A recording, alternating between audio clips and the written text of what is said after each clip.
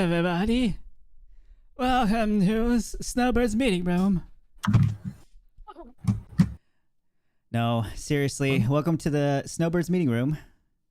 I'm a little bit tired today, but we have our usual people today. Shadow Spectre 11, Zook Zim and me, King Payne, and myself, Voidwalker Joe. This episode is going to be all about engineering that was talked about in the ISC last Thursday.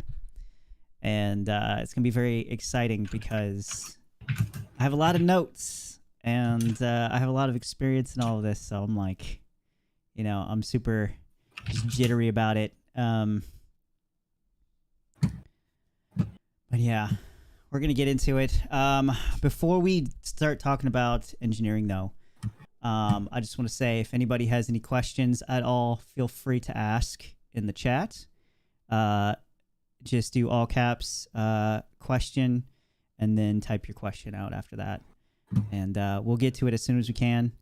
I know it's going to take a minute for people to start rolling in. Well, yeah. So we're going to start with a ship of the week. We do this every episode where we kind of just highlight a certain ship and we just kind of talk about it for a minute. If there's any new players that are kind of like tuning in, it kind of helps kind of gauge where that ship kind of fits in with everybody's minds here. King Payne, you can go ahead and kick it off whenever you're ready. All right. Okay, I'm ready. All right. So last week we talked about the Arrow, which is one of the first fighters that I think a lot of folks get into. It's a very popular one. Followed by what I would argue is probably the most popular fighter today. It is the Gladius. The Gladius is a single-seater light fighter that's got a Gatling on front normally, and two winged cannons. I can't remember if it's cannons or guns. Sorry.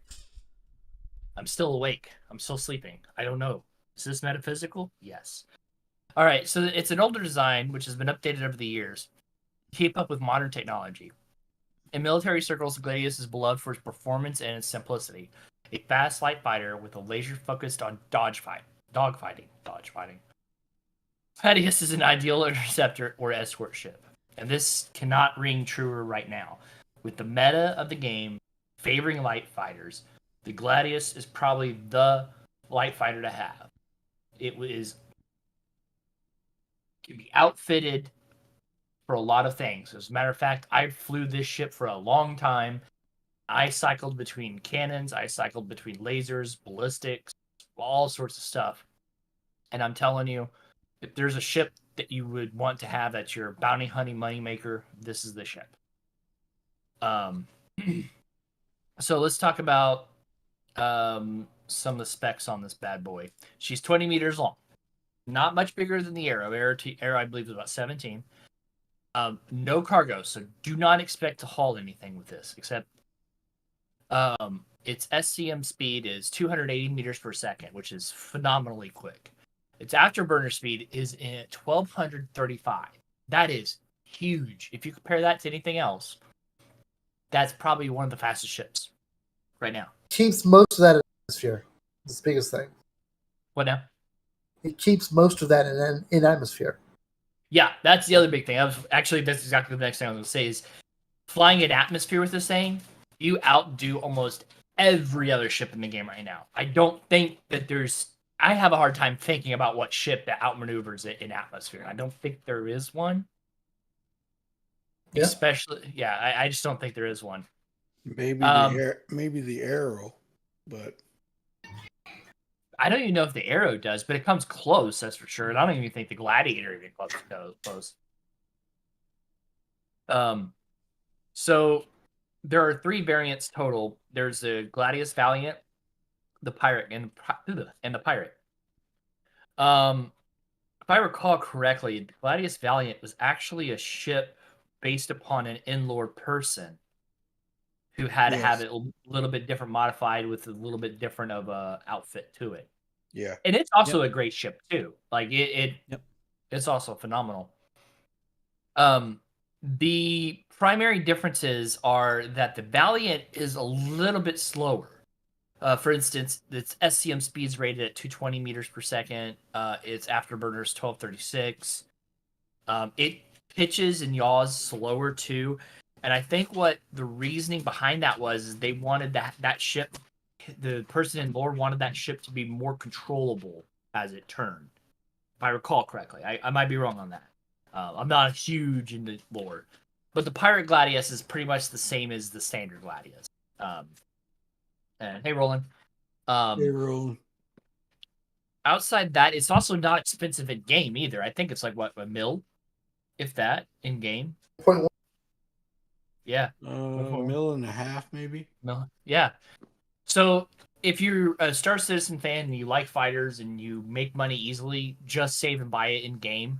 I'm not gonna lie, like it's easy to get to that, and it's easy to recover that with that ship. I don't have much else to say about it. Let's hit up the crew here and see what we can figure out, what everybody thinks on it. So let's start with Joe. Joe, what do you like about the Gladi? I like that it's at its gold standard, and it just if you like to get into a ship and just have the feeling like it's polished, like the Gladius is great for that because all the animations work for it. It feels like an actual game, like a finished game when you sit in it and you actually fly it around. It's just it's really, really nice. I like it solely just for that alone. And I mean, I've always had one in my fleet. I think it's probably maybe like the second or third ship I've ever tried, and I've used it in like every scenario possible. And yeah, I love it. I'm always gonna love it. I'm always gonna use it. But yeah, I don't really have too much else to say about it, really. I haven't flown in a long time, so. But yeah, I used to do a lot of bounty hunting in that thing. Cool. All right. Oh yeah, I forgot to mention. I think my favorite feature is the fact that the viewing port is amazing. Like it's way better than Mirror. Zook, what you think on it, buddy?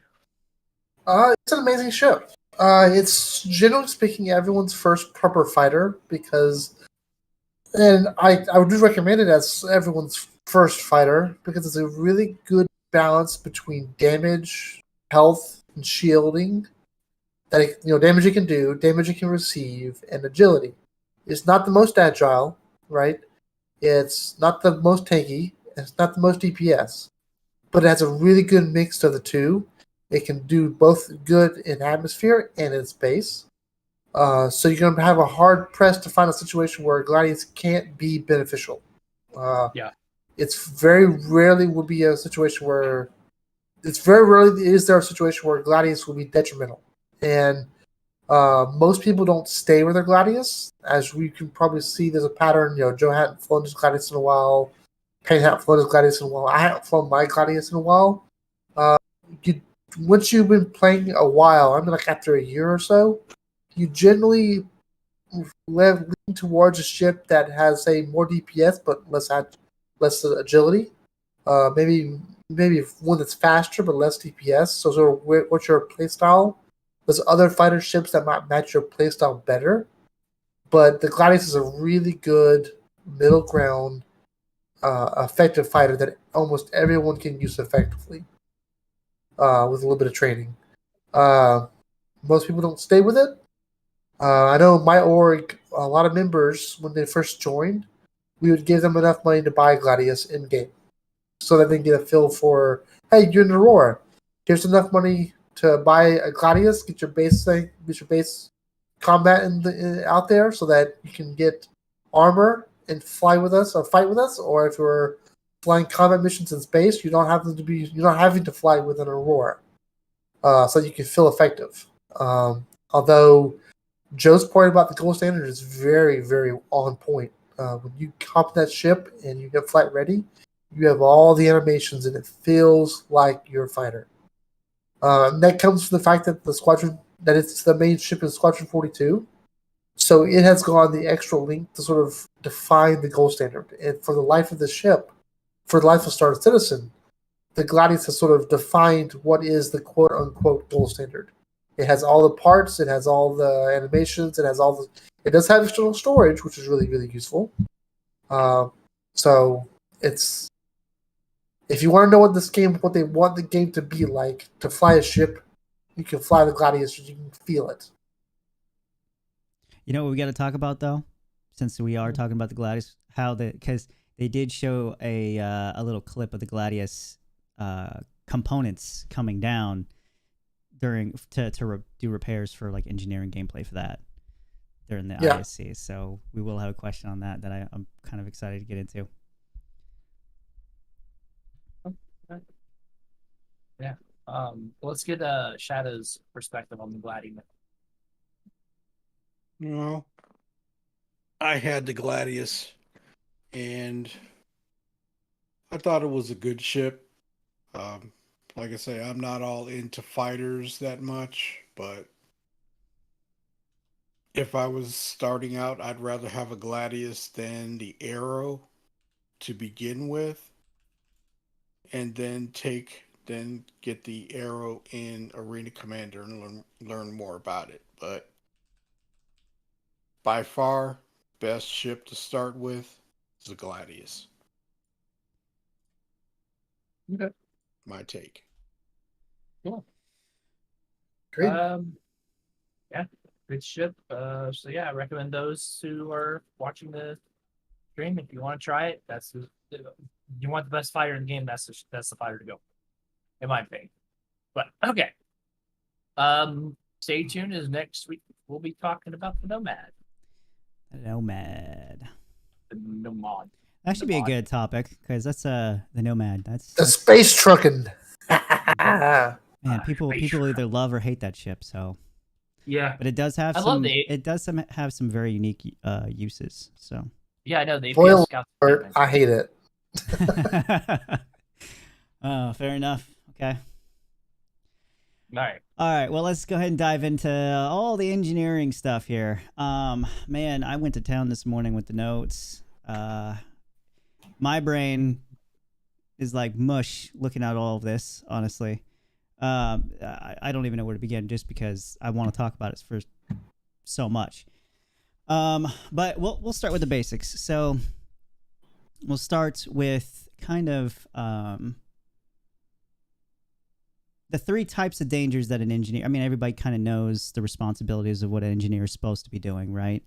I mean, it's pretty, in the real world, it's got a really wide range of, responsibilities. Joe, yeah. After several conversations with people, I don't think that's so self-evident. Huh? After several conversations after the ISC, I don't think what an engineer does is so self-evident. Self-evident, okay. Well, in the game, you're going to be encountering these three different types of dangers. So they got overheating, wear and tear, and malfunctions. So overheating includes cooling as well. Something getting too cold.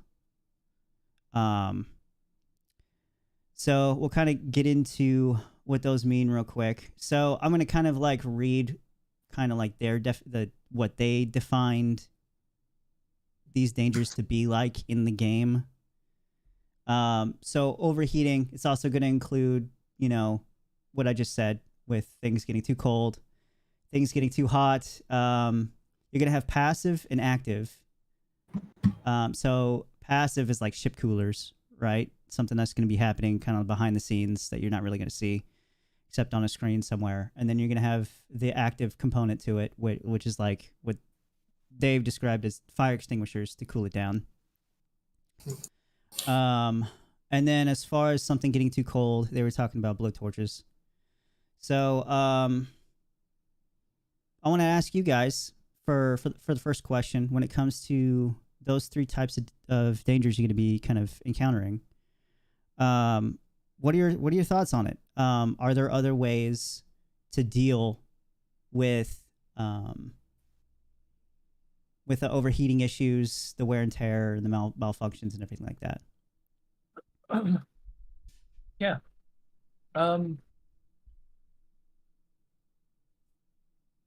So I mean, thoughts I think they covered it pretty well. I mean, it's Yeah. you know, I've been in working with engineering groups before. I'm not an engineer myself, but I was a operator maintainer on a lot of equipment back when I was in the military, and there's times where our heater would go out, and our job to keep the equipment warm was to overrun it, to put more power into it, give it a fake load, if you will, so that it would generate its own heat Mhm. and help keep it warm while it's in a cold environment, or vice versa. Um, it's it's not that far off as far as real world engineering. They could go a lot deeper if they want to make it hyper realistic. If you want to say, pipe, being able to take apart pipe per pipe. I don't think they're going to go any more than subcomponent level, some basic plug and play subcomponent level. And if that's all they do, I'd be very, very happy there. I was very surprised at how detailed they were. Yeah. But as far as like keeping the stuff warm, most equipment has an operating temperature. You can't go below this point, and you can't go above this point.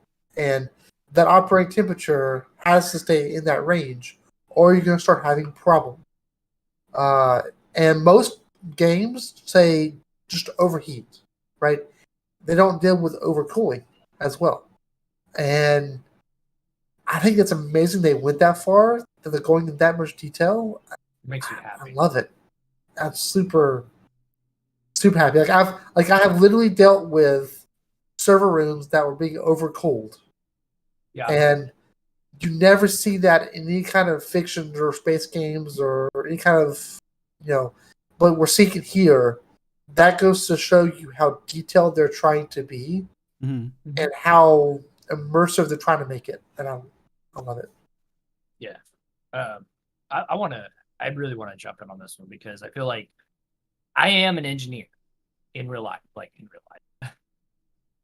for my day job. I'm a telephony engineer.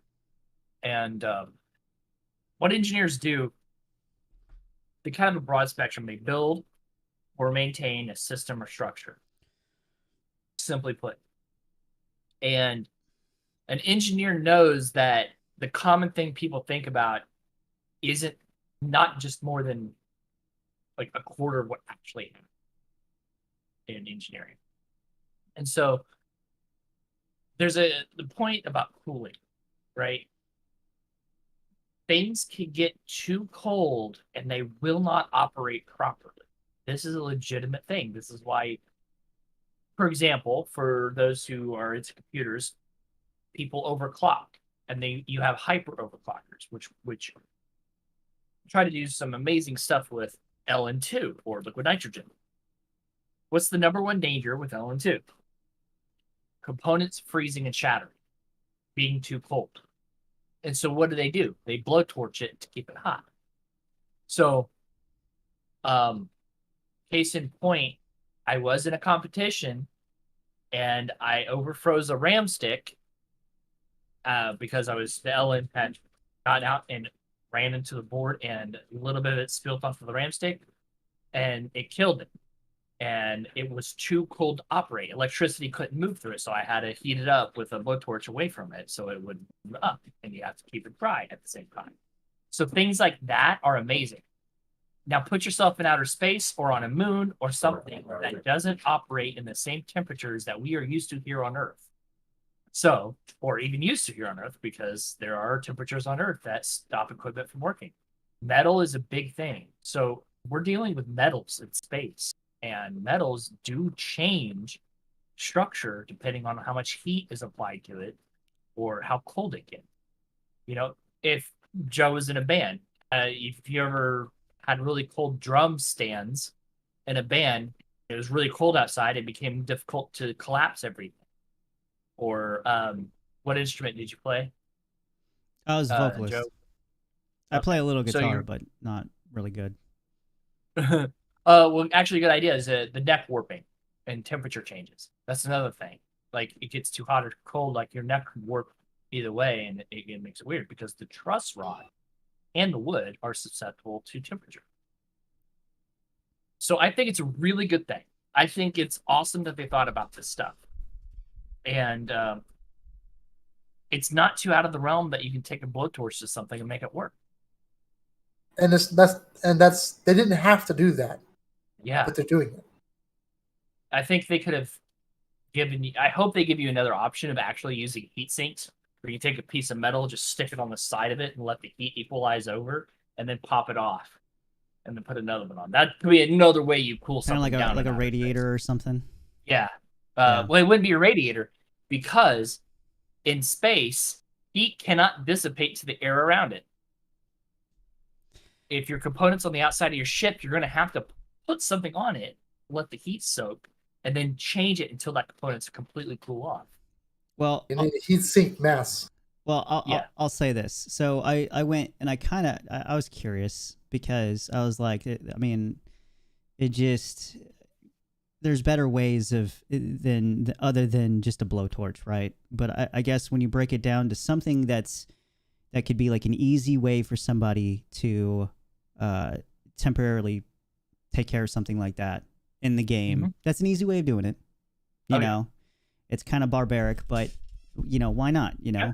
But I looked it up. I wanted to see kind of like what like NASA and SpaceX and stuff like that are kind of like doing, and to kind of like make sure that everything, all their operating temps are like staying, to within their ranges. And it's essentially, see, I wrote it down. They have, well, obviously they have insulation, right? That protects everything around it.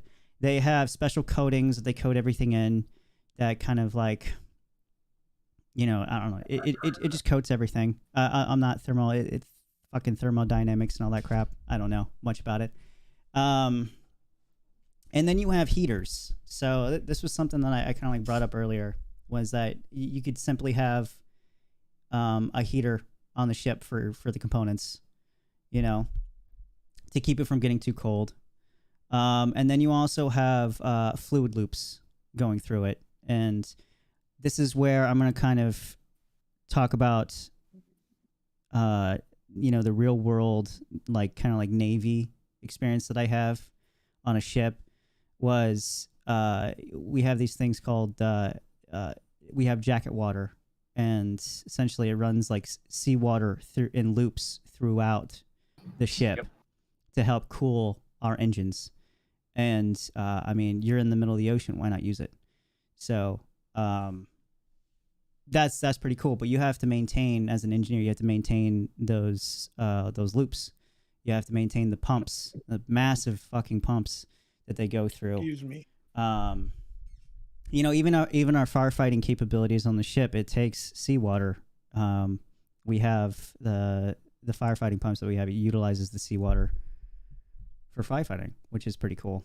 I mean, obviously, it's different in space, but still, the fluid loops, right? You could still do that. There's pumps, and then there's also heat pipes that they have. And but yeah, that's what I've read, and I just I thought maybe like you could have heaters. That'd be a part of the passive opposite to coolers, right? And then the blowtorches would be like the extreme, like I need to go there now and fix this problem kind of thing, Mhm. But I yeah. guess the difference for me would be what level of preparation and how fast do you need to heat or cool it. Like for example, the cold weather temp that I was talking about before, we were outside in a cold weather environment where the temperature was basically 8 degrees Fahrenheit for all the people using proper Celsius. And we had a generator and we had a heater, right? We had a proper heater. We kept it in a closed environment. We had a proper tent. but the heater, no, the generator failed, right? So the generator for the heater failed. So we no longer had a heater. So in those situations, like for example, if you're gonna run a fighter, right, or run a gladius, keep a gladius running in Calliope where it's cold, if your cooler or environmental controls had failed, that's what this type of thing is for, right? You don't set a blowtorch on your systems or a flamethrower on their an extinguisher on these systems because that's your primary method. That's sort of an emergency thing. You're either pushing your systems well outside of spec, just insanely outside of spec, or you've got an emergency situation where you have to maintain the equipment while it's being ran.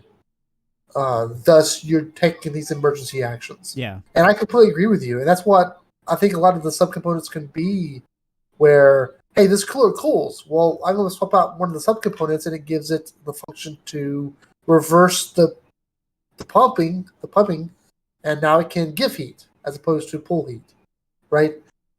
Giving it the ability where it tries to maintain temperature as opposed to just keeping it below a certain temperature, right? There's a lot of flexibility they can do with what Joe mentioned about the built-in systems of making things more efficient, cooling from outside, especially if you're in Calliope and you're running hot. What if you have a subcomponent that says I can, opens up some ventilation from the outside that pulls cold air? If you go to Aberdeen, you can't use that. That subcomponent would be detrimental on Aberdeen as opposed to beneficial on Calliope, right? And I think there's a lot of room for them to play with those subcomponents, even just looking at the cooler by itself, right? They could add subcomponents to power plants, to weapon systems, to shield systems that allow it to dump cooling faster but have less shields. Or that could be the difference between, say, a military grade A and a military grade D, right? Where one of them can run at a higher temperature. Its tolerances are that operational temperature on a grade A would be larger. Whereas even though it's still military grade, it still performs like a military piece. A military grade D would have a smaller tolerance. So if you're within tolerance, if you're, say, on Hurston where everything's just nice and normal, a D military grade power plant might function very similar to an A grade power plant. But if you go to Aberdeen or you go to Calliope, it won't. Yeah, that alone is very exciting. But Shadow, do you have any comments on the overheating aspect of the three dangers that we're gonna face? Like, because you were in the Air Force, right? So do you have any experience with any of that in the Air Force? No, mine is all ground. But I do have a little bit of engineering from the Merchant Marine on steamships. Oh, there you go. And these are natural occurrences that do happen. And there's time we had to take a bearing off a shaft, because it got too freaking hot, and we didn't have a spare.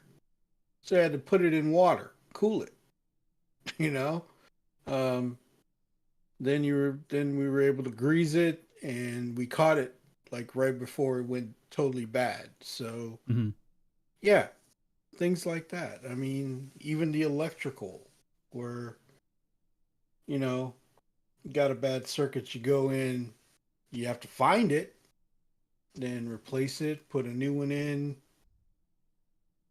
Fuses, all sorts of things like that. So it's going to be interesting to do this in the game when you've actually done it in real life. So because I know how a ship does it, and it's pretty complicated. You need a lot of people to do this to take care of a ship. and Mhm. I'm making comparisons to a Navy ship to a a spaceship because it's the way you run it is going to be very very similar. Minus the water. Yeah. Um, but God, once we get to I'll probably share a lot more on that when we get to the actual roles themselves and how they perform because I do have kind of like a bone to pick with their roles a little bit and how they work and function. Uh, Really? yeah, Okay. when it comes to I mean it's fine, but at the same time it irks me a little bit. Um, but anyways, we'll move on to wear and tear now. So their description of wear and tear is the longer that something runs, the less efficient it gets over time. Yeah. And so you're gonna have to perform general maintenance, Mm-hmm. And in the Navy, this is all we do all damn day, is just preventative maintenance, and that's it really. That's your main function as an engineer is go out and do preventative maintenance day in day out. And yeah, so what are your guys' thoughts on wear and tear for the game? Where do you think they're going to take it? Because they didn't really show too much. Well, they can't show anything because they really haven't. When it comes to all this, they really haven't gotten it in game. It's more they kind of like put it down on paper, got the idea out there, and they got the approval. So Yeah, I would like pop in. I'm sorry, guys. no, go ahead, go. I'm excited for this topic. This is what it's for. Um, so I love the idea because it's true. Things wear and tear and break down over time. I don't care what it is. It's called entropy, right? Like everything breaks. Everything has a down, and I don't care what it is. You know, um, except jellyfish. That's a weird subject. Anyway, um, yeah. So yeah, I mean, if you take your computers that you have now in 5 years, something's gonna pop on it. Something's gonna break. The same thing will happen in engines. Your car engine can break apart because the piston wears out over time because the metal just gets too brittle over time. Um, or even you know, guitar strings they break over time because they just experience so much violence. And the same thing will be the same thing will happen to ships. And here's what I hope they do. I hope they realize that use doesn't equal abuse. Use would be I'm flying my ship across the stars, and occasionally I have a small rock hit my shell. Doesn't mean anything. But things do get hot and cold, and if I fly it long enough, eventually I have to replace something on it.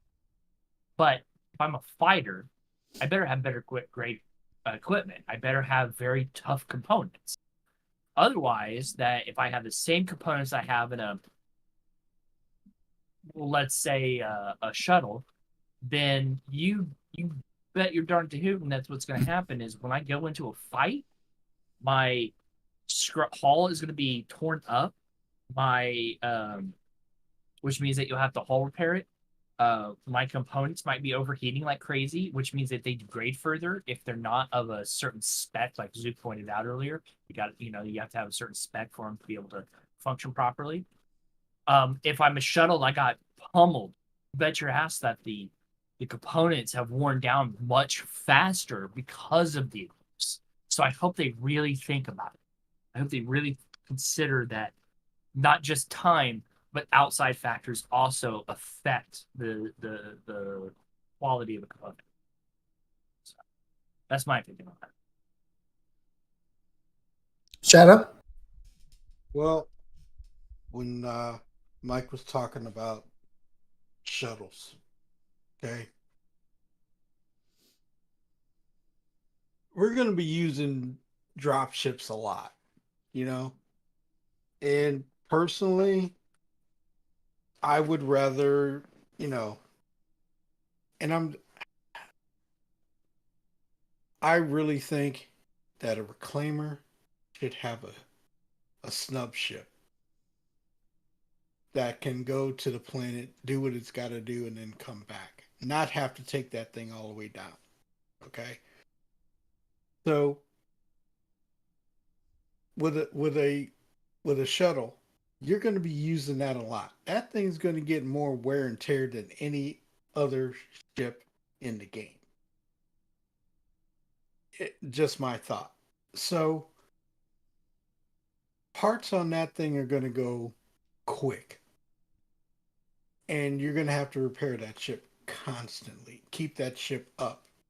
You know, this is where your component gameplay comes in. You're going to have to buy components to keep the ship up. You're going to have to buy components to keep the main ship up. So, just like Mike says, I hope they do it right. But we don't want it to be so complex that people won't want to do it. Yeah.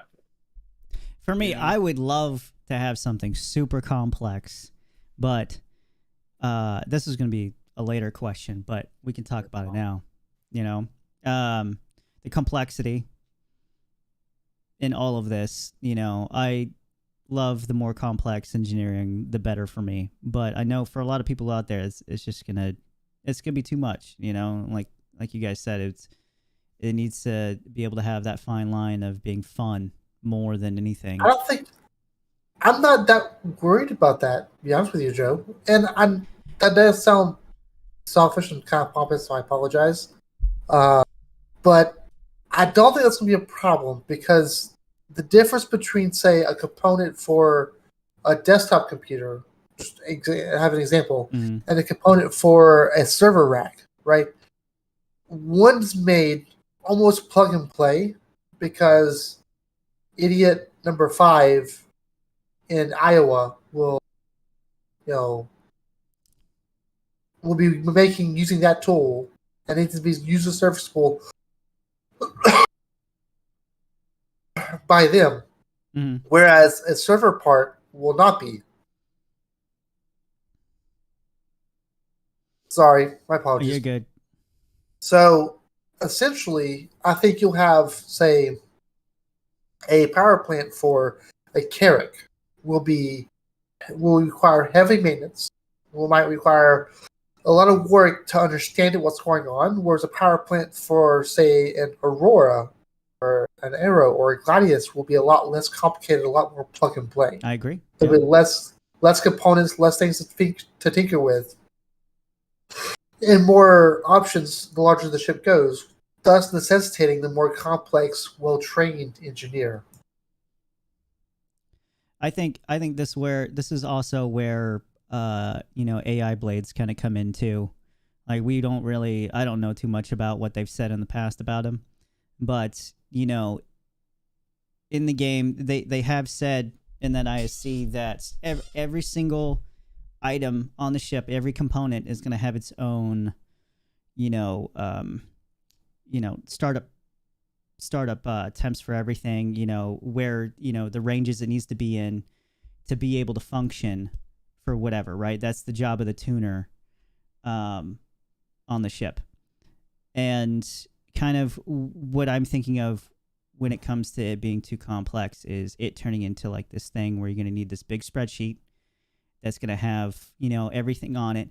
But that also comes where the tuner and the manager are going to have to work together to kind of be like, hey, you know, I got everything up on screen. So hopefully they have all the stats up there, you know, so everybody can communicate with each other and be able to, you know, I don't want it to be something like what we have right now where you got to go on a fan-made website that has all these on there and then, you know, have it up on a second monitor and then you got to constantly tell people, you know, like, well, from what I'm reading over here, you know, it operates under this. So Yeah, but you need that. I want to back up for a second because I think we missed something. The wear and tear, right? Mm-hmm. There's different roles. They've already said they want to do this, and they've already covered these details. So this is not something that I'm theorizing. This is something that they've said. Yeah. Right now, if you walk, right, your hydration lowers very, very, very, very slowly. But if you run everywhere, if you run from your ship to the bunker, Mhm. from your ship to the ASOP terminals, your hydration goes down faster by a good bit. Not like 5% faster. I mean like double, triple. It's significantly faster. Well, I think it'll be the same thing with wear and tear, whereas this part will have the operating range of this. If you go 5% out of the range, right, then it will degrade a little bit faster. If you go 50% out of range, then even if you're sitting there with a blowtorch heating it up, keeping it operating, keeping it from failing, keeping it from breaking, Mm-hmm. it will still wear and tear a lot faster, necessitating that you will have to replace it. Right? Right. So, whereas, say, they've always said that industrial equipment, for example, will work and operate a lot longer before it wears out. Right. Yeah.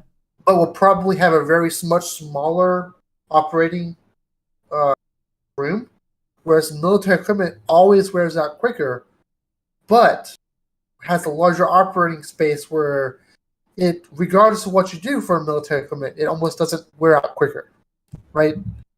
And that's sort of what they're going to be aiming for here is you buy the equipment based on the activity so that it matches what you're doing with intolerances, wear and tear, length of use, and how much it costs to operate it, and balancing that with how much it costs to buy.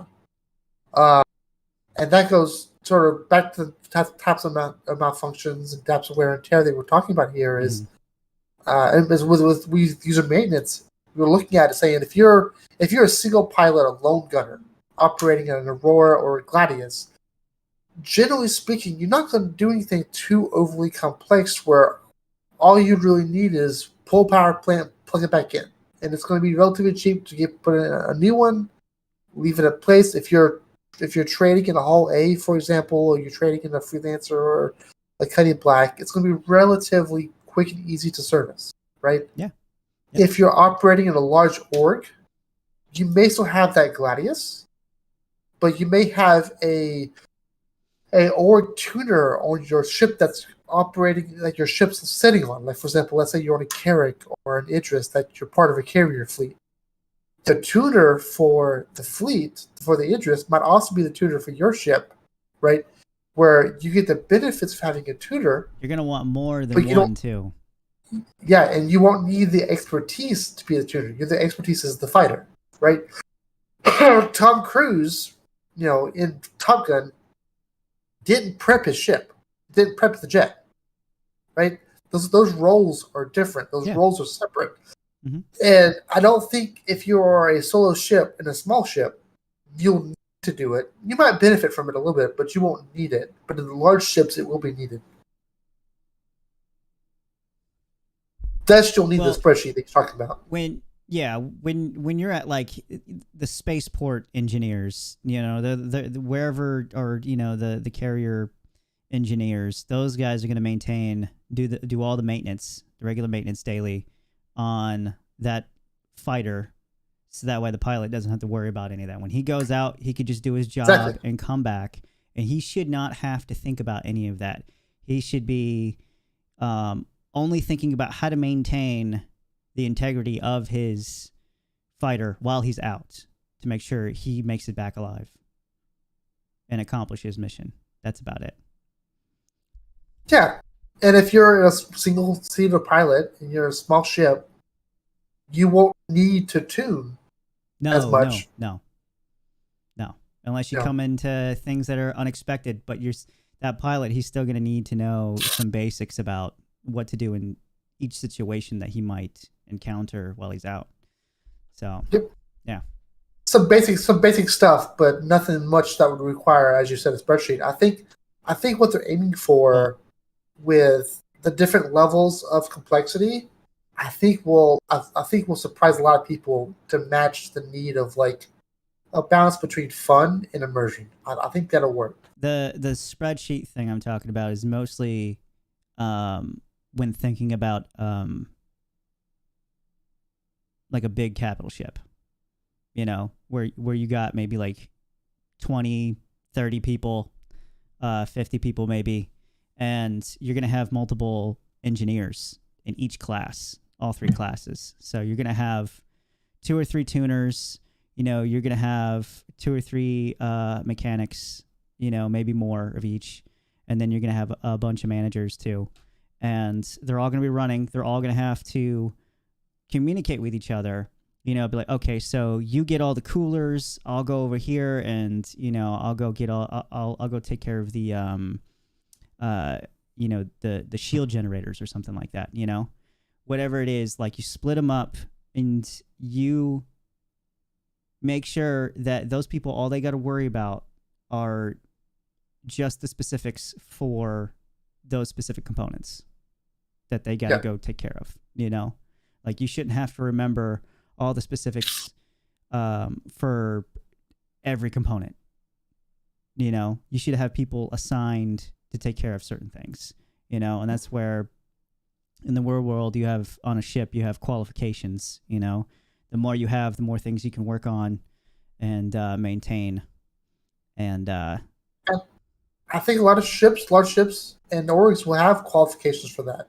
I think, and so. I think that's sort absolutely. of like, people have them now, even though it doesn't really do anything. But it's fun. Yeah, the exactly. role-playing aspect about it's fun. Yeah, and I think it'll be that'll definitely be a role where, hey, you're a tuner. Okay, you're learning about how to mess with the machines.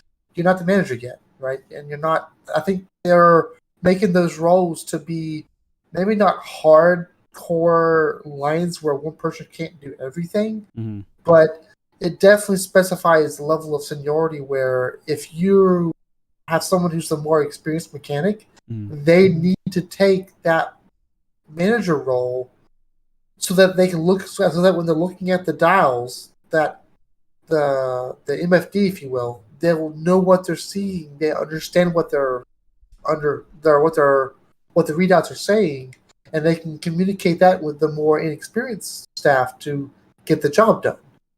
And I think that's very natural. I think they're clearly building in not forced seniority, but a benefit to taking advantage of seniority and experience. A start. Like a lot of games in the past that I played will sit there and say, you are admiral, you are captain, you are this, right? And that title is almost arbitrary. That title is almost pointless. Whereas this clearly has a benefit. If let's say my Carrack, and I have an engineer, like an engineering team on my Carrack, I want to give that managing role, that level of access to my ship, to the most senior engineer to get the most out of my engineering team. Not because this guy's my friend, but because I want my Carrack to be most efficient and to not get blown up. I want to go ahead, King. I was gonna say, I think I understand why they did the manager role is because, remember, we're also expecting to have AI at some point, and it would be smart to have not let the AI be a manager unless there's no other choice, but humans to direct the AI to how to engineer the ship at that. A control pad, like maybe you have a control pad, you assign AI 1 to component Q. So I think that's probably why they did the manager role. I'm really just trying to think about that. I mean, obviously, other than directing other folks, but I don't know what else to think. I don't know what else could be involved there. Maybe this is only like the start. Maybe it's the tuner and the engineer or mechanic. Do you think, Payne? Do you think the roles will be a hard, walled off garden where you have to pick one, or will it be just general tasks? I don't think it'll be a walled garden. I think that you'll have the ability. I think that the manager can assign you to be something, and then that's what you'll be focused on, and you may have access to those systems. But I think that if you're the only manager there, you could do either or. I think you can't have a walled garden, because if you lose somebody's gonna have to come in and take place and do it, right? I think what we're seeing here in these quote unquote hats and titles are the early versions, and I'm hoping. I don't know this for a fact. That's what I'm thinking. is this is the early versions of access that we can grant to people Yeah. in our ships. You know what? So just like for example, the mechanic would have the ability to open up a exploding door, but he wouldn't necessarily have the ability to fiddle with the dials, right? A tutor would have the ability to open up the doors, fiddle with the dials, but not officially change the setting. He can change the preconfig, but he can't change what the ship is currently sitting in. Right. Whereas Like a manager eliminate. could do, could do everything, right? And that's what I think we're seeing is like we're gonna have different levels of access to our ships that we can grant to individuals based upon trust and experience Mm-hmm. that can benefit the owner of the ship, the operator Mhm. of the ship. And that's where we go into the, and the same thing with pilots. You can have different levels of pilots. Who's the primary pilot? Who's the secondary pilot? You can do the same thing with, gun operators, right? You can do the same thing with commanders for larger ships, astronavigations, mining, ships have different roles. I see this as a early sign that they're moving in a really good direction for these larger ship gameplays. It's the basis of it. Yeah. I agree with you guys because it is going to be a really good basis for the roles that you can give to people, right? It's going to be a good generalization of like, okay, you have this set of things that you could do. This person has this set of things that they can do. And from there, what the org is going to do is they're going to subcategorize those people. So like, in the real world, you got engineers, you got your maintenance men, general maintenance men, and then you got maybe like your actual machine. Like on a ship, you have machinist mates. You have even ITs thrown in there. They're like a subcomponent. They work along with electricians and the machinist mates. And you're going to give all the sub roles out, and that's all they focus on, whatever that is, but they're still all going to have the same level of access. So that reminds me of so in Windows or in Microsoft or most computer environments, you have different access levels. You have user, you have guest, user, power user, administrator, and owner. I imagine it'll be very similar to that setup, what they go with, which is kind of what you were talking about. Like a guest is a subcomponent of user or public user. Yeah. And then like power user is user is a subcomponent of power user, and power user is subcomponent of administrator, and administrator is subcomponent of owner. Like it's a tree. It's a very linear tree.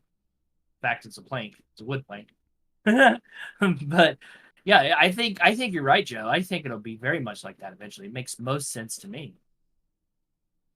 The other thing I kind of I want to kind of pick up on what you were saying, Zook, is how you're going to have a lot of the more inexperienced people just kind of going out there and fixing things, which in the real world, it's not often the case. It's usually some of the more experienced people will go out and take care of some of that stuff too. It's usually kind of like a mix of both. And like in the Navy, I'll kind of like talk about how the engine room works a little bit in a summary on a ship. And so you will have you'll have a bunch of 4 different engine rooms and 2 on each side of the ship, just in case something happens to the other one can shut down and the ship will still be okay. The other one can pick up all the load that the other one isn't picking up on. And each one of the engine rooms has their own little booth dedicated to essentially everybody's their own type of manager, essentially. Everybody has the qualifications to look after, and essentially everybody's a manager, everybody's an engineer, and everybody is a tuner, essentially. So like an entire electrician's job on a ship essentially is they are the mechanic and tuner at the same time. They're both. So that's going to be interesting too, if you're ever going to be able to give anybody more than one role, you know, which if you had access to do, like the tuner and being a mechanic, that'd be pretty cool. But I don't know if they would do that. But yes. I'd be surprised if they don't, like, honestly, because that would be, if they don't allow that, then you're no longer leaving it up to the owner of the ship or the org to decide that. Yeah, and that makes Right, it even more if that lets you subcategorize people Yeah. even more. You know, and lets you be more that's what I efficient. talked about earlier.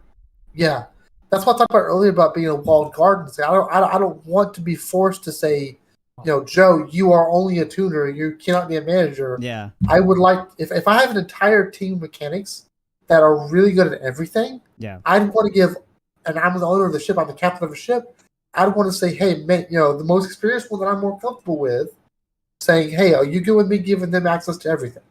And if he says, yes, I know they're good for everything, they're certified for everything, they have experience with everything, I want to give them access to everything, yeah. and then you guys plan what our parts will be, because that's the mechanic's job. Yeah. Well, in the real world, right, on a ship, if you are down, if you're undermanned, right, you don't have enough people to fill out all their roles properly, that's going to be spread out between the very thin lines of people that you have. You know, if you only got 4 people to take care of the engineering on a big ship, but I mean, it's your ship. They have to do it. It sucks. It's going to be a sucky job, you know, but everybody's going to have to distribute all those roles evenly between everybody, you know? And, I mean, in the Navy, people get burnt out, you know, people don't sleep because of this, you know, like people go out on deployments, and this is the reason why people hate deployments sometimes, because they get undermanned and overworked. And that's something that's going to have to happen in the game at some point, depending on how big your org is and when people can get on. You know. Well, that's going to be a limiting factor that's going to keep these larger ships from being used by smaller orgs. Mm-hmm. So let's say, for example, I'm a single player, and I'm not part of an org, I'm a lone ranger, and I bought a Carrack. What is the process of me taking my Carrack from Microtech to ArcCorp? Not doing any exploration, not doing anything special, just transporting it from here to there. I'll have to get on board the ship, prime a power plant, prime certain systems, prep them, get them online, go up to the pilot seat, start powering everything online, make sure, get out of the pilot seat, go back to the maintenance console, make sure everything's staying with the tolerance, make sure everything's still functioning properly, go back to the pilot seat, actually launch and take off, jump into Quantum. As I'm traveling in Quantum, go back to the maintenance station, make sure everything's staying within tolerance, make sure no malfunction, bugs, or glitches are happening. No feeds are being interrupted, no power is being overpowered, right? Because you won't be able to see that from the pilot seat. And then we'd have to basically monitor it from there. Well, if you get attacked, right, it's not just I can't man a turret. I can't man a turret and the maintenance system and a pilot at the same time, right? The idea of manning a Carrack right now by yourself is doable. It's not great, but it's doable. Manning a large ship like a Carrack or a Hammerhead in the future, just the act of transporting it from one station to another, transporting it, will be a team effort in and of itself. Yeah. Okay. And again, that's just as what they have, what they talked about now. Nothing else. Go ahead, Shadow. Sorry. You're all right. Okay, so we're looking at this thing as going to be a reputation type of thing now. Potentially, yeah. Because you're going to have tiers. You're going to have tiers of tuners. You're going to have tiers of mechanics. You're going to have tiers of managers. Okay? So, reputation is going to be involved here big time with this type of gameplay loop. That would help out with orgs, and you know, if the game actually funneled people through the reputation system to achieve different roles within the ship. It's a career. Yeah, then if they did that, it would help out orgs a whole lot with you know, instead of the org just kind of like going through the list of their people and kind of be like, okay, who knows how to do this, who knows how to do this, and they kind of just have it, you know, on a sheet somewhere saved on their desk or something, or their desktop. Yeah, it's going to be a dedicated career. I mean, not saying that you can't have different hats, Mhm. right? But that's going to be a dedicated career, and it is going to run on a level system. And So That's a good point. they could do tutorials, you know, where, you know, you get your crew together, and once, you know, the game sees that you have your crew on board, you know, essentially everybody kind of like checks in for like you'll have like a checklist to be able to do this tutorial, which is like you could call it like a qualification for everybody. Be like, okay, you know, this is your qualification to being a tuner or a mechanic or a manager, and you're gonna essentially just go out and run drills. Like you're gonna take your ship out, and it's gonna be, you know, just a big tutorial where everybody runs through the tutorial, you know, where it'll give them specific instructions on screen, like go to this component, do this, make sure it's at this, at, you know, between this temperature, you know, there's going to be a minimum, maximum, plus or minus however much, you know, and then it's like, good, you did that. Now you can be a mechanic. Congratulations. And next time it doesn't have to be a tutorial or a drill or whatever you want to call it, you know. That's a good point. That's a well, really good point. if I got this is one thing. Has anybody ever played America's Army? Mm-mm. No. Great game, free game, created by the U.S. Army. Mhm. Okay, you started off as a private. You went through basic training, then you went to specialized schools, right? Mhm. And then you even went through Green Beret training in the game.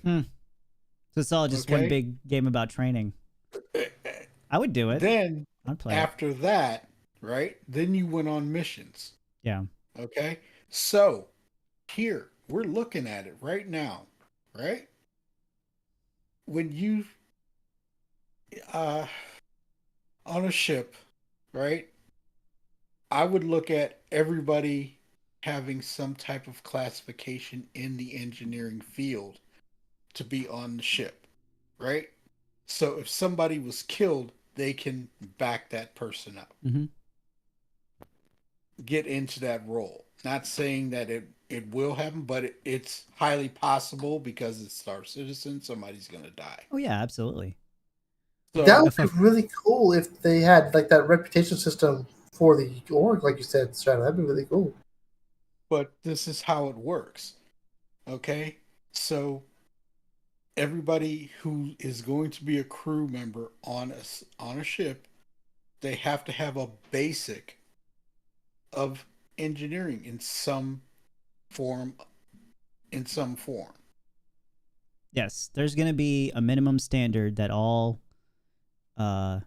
engineers are going to have to know, and that's a little bit of everything, right? The minimum is like a little bit of everything. If somebody dies, you're going to have to fill in and do your best, you know, at least know enough to get started to be able to hopefully, you know, ward off the malfunctions and all that stuff, and then to hump it back to port or something. while you're doing that, you're gaining the reputation to go to the next tier. Yeah, it's just more experience. Yeah. So Yeah. that's just my thought on it. That's a really cool idea. Like you could that would completely alleviate the need for the org to have their own certification spreadsheets separately. If you could have a org certification in a reputation system in the game, Mm-hmm. right? If you have an org reputation system in game, I could then assign someone whether they've I can say just get your training. I know you already know this. So we're giving I as an org or an officer of the org grant you that responsibility, that reputation with us because we choose it, right? Yeah. Or you can earn it by saying, I don't know you. I don't know you know this. Go do the training. Go do this. to do the piece, while we're doing our mining or exporting, right? Or you can just fly with us and get that way, right? We can do it, give it to you, give it tutorial, and give it to you, there's a different options you there. And if they had that system where it's a reward tree system that would associate with the role of the access to the ship, that would completely eliminate the need for an order to have that's spreadsheet at access level in some Google Docs somewhere. That'd be amazing. That would totally be beautiful. I was gonna say too, something that would help the whole spreadsheet thing is AI blades, because essentially you install them on your ship and you can. I mean, we don't know really what they're gonna take care of yet, but like you can have them. The only example I've really heard is like turrets. They can man turrets and stuff like that. But you can essentially, when it comes to being the tuner, I could see an AI blade taking over being a tuner if you needed one. And maybe not like necessarily like an engineer, because you'd have to physically go or not engineer, a mechanic, to go physically fix something, but something that can tweak components. But they also said, though, in the IC that the tuner is going to be more of a like a pre-ship launch role, where they're not really have anything to do when you're actually out on your ship. So I feel like that's be more of like what the NPCs step in. That makes sense. That too, yeah. Well, that's ground crew prepping the ship, making sure it's ready to go. The tuner. Yeah. I and mean, we don't know if there's going to be a need for a tuner on the ship. Maybe as for an emergency or something. Maybe they can take on a different role until the whole tuning job comes in. Because they said that also you can get creative with a tuner on board while you're out and maybe pull off some cool stuff. So I can think of a reason, Ralph. Just off the top of my head, I can think of a reason. Yeah. For example, let's say we're going back to the character example here. We're over here exploring, and we're over here exploring a cold moon. So before we left, we were tuned to operate in cold weather, right? We get word that there's a volcano, right, operating, and there's something cool over there we need to do over next to a volcano or next to a facility, right? That has, just for whatever reason, warmer temperatures, right? Or we're planning to operate on the northern parts, like the northern pole of Microtech, but we find something a lot closer to the equator.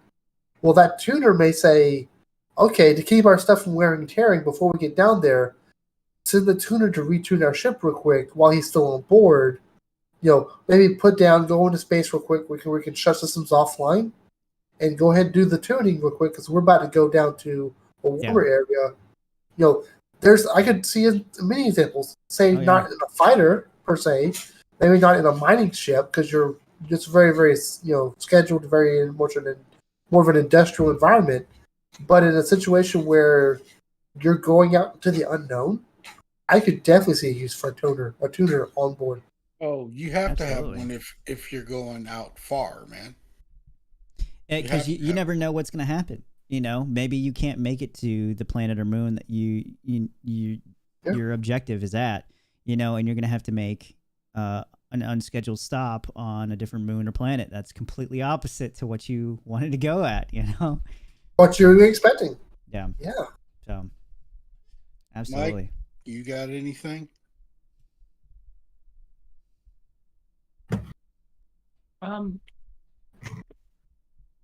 The only thing I'd add to that is if your tuners just eventually control the AI blades instead of profiles, and just maintain the AI blades to maintain the profiles, and then adjust it.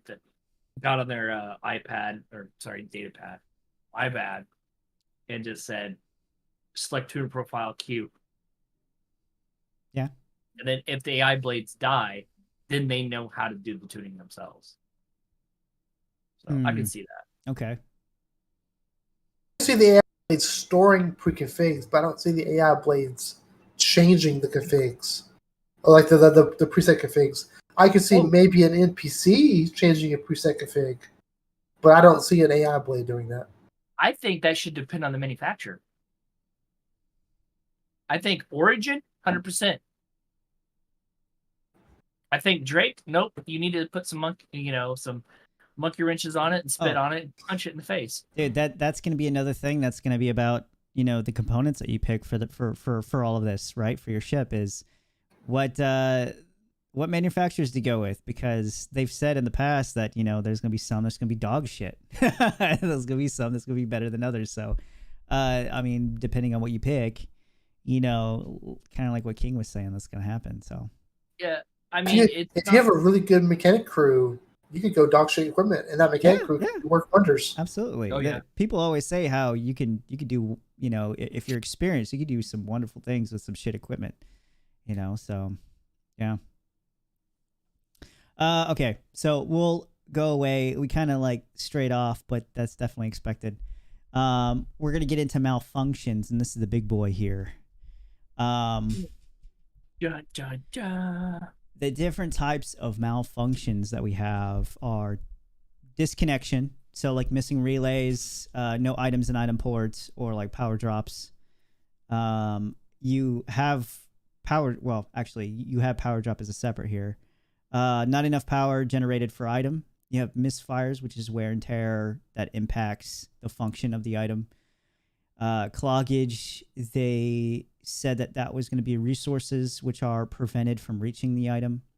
Power surge, which is more power than you need, actually reaches the item and affects it negatively. Leakage is going to be similar to cloggage, but they said it's going to be different somehow. They didn't say anything else other than that. So leakage could be a couple different things. Unresponsive, trying to communicate changes to an item, but it doesn't reach the item. So that's similar to kind of like cloggage. And then they also said bugs, but they did not say anything about what that might be. And I kind of feel like it might kind of go into hacking and stuff like that. You could probably cause things to malfunction through bugs and stuff like that, or maybe buying a secondhand component from somebody. Maybe it's or cockroaches. You said what? Cockroaches. Absolutely, yeah. That could be a thing. Creatures on board. If they ever get creatures that could board your ship, that could totally mess with your components. That'd be fun. That'd be crazy to think about, landing on a random planet and all of a sudden like beetles or something just crawl up your landing gear, get inside your ship, and it's exterminate them. Yeah, absolutely. And the last one is destroyed items. So that's exactly what it sounds like, Well, if you don't have spares, you're screwed. Unless you can fix it on the spot. You can fix it. Unless you can fix it on the spot, But that's where workstations, you're obviously going to need some sort of workshop or workstation somewhere on the ship. Maybe a couple of them where you're going to be able to do the repairs necessary, because you're going to be able to do it right there. But this is where your manufacturing stations come in. Workshops, the manufacturing ship, the Argo manufacture ship that was leaked. We don't know. The Vulcan, right? Having the Vulcan, this is where having the Vulcan that's going to be, your repair ship that's going to fly alongside you, And the Crucible. The Crucible too. Yeah, you're right. Yeah. So Crucible's more of a mass manufacturing ship, whereas like the Vulcan is a repair ship. But I think Shadow's on my point. Keep going, Shadow. Well,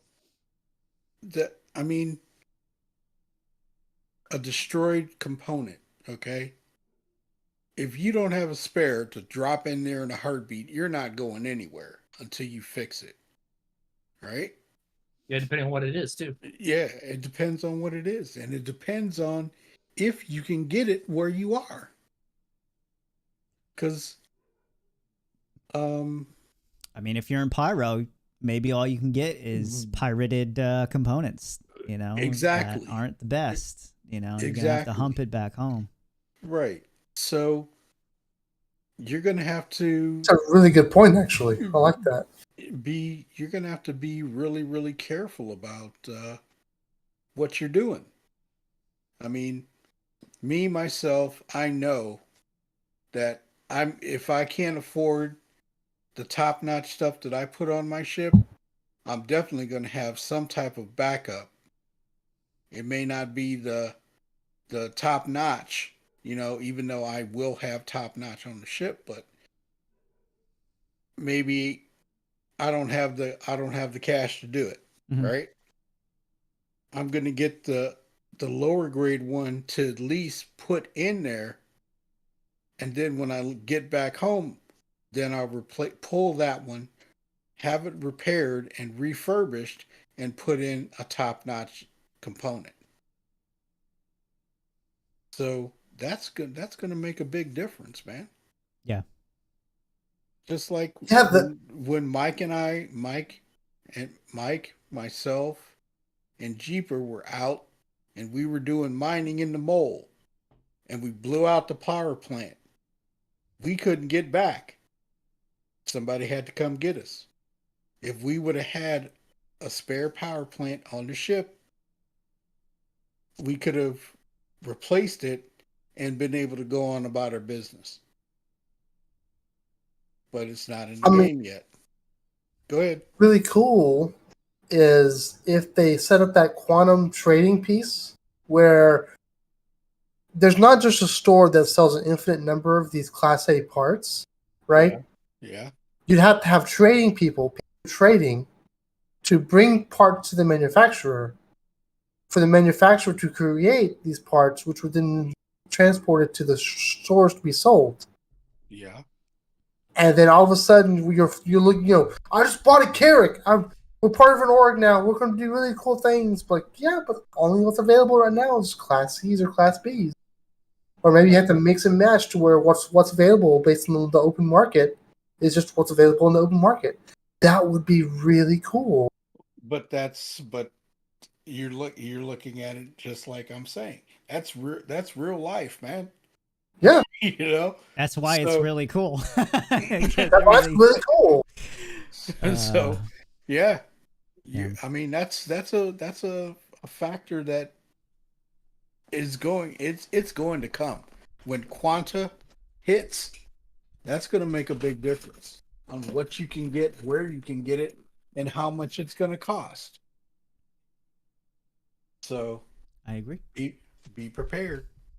So, there might be an opportunity to imagine people trying to smuggle in stolen parts from Pyro during a shortage in Stanton. They're going to raise the prices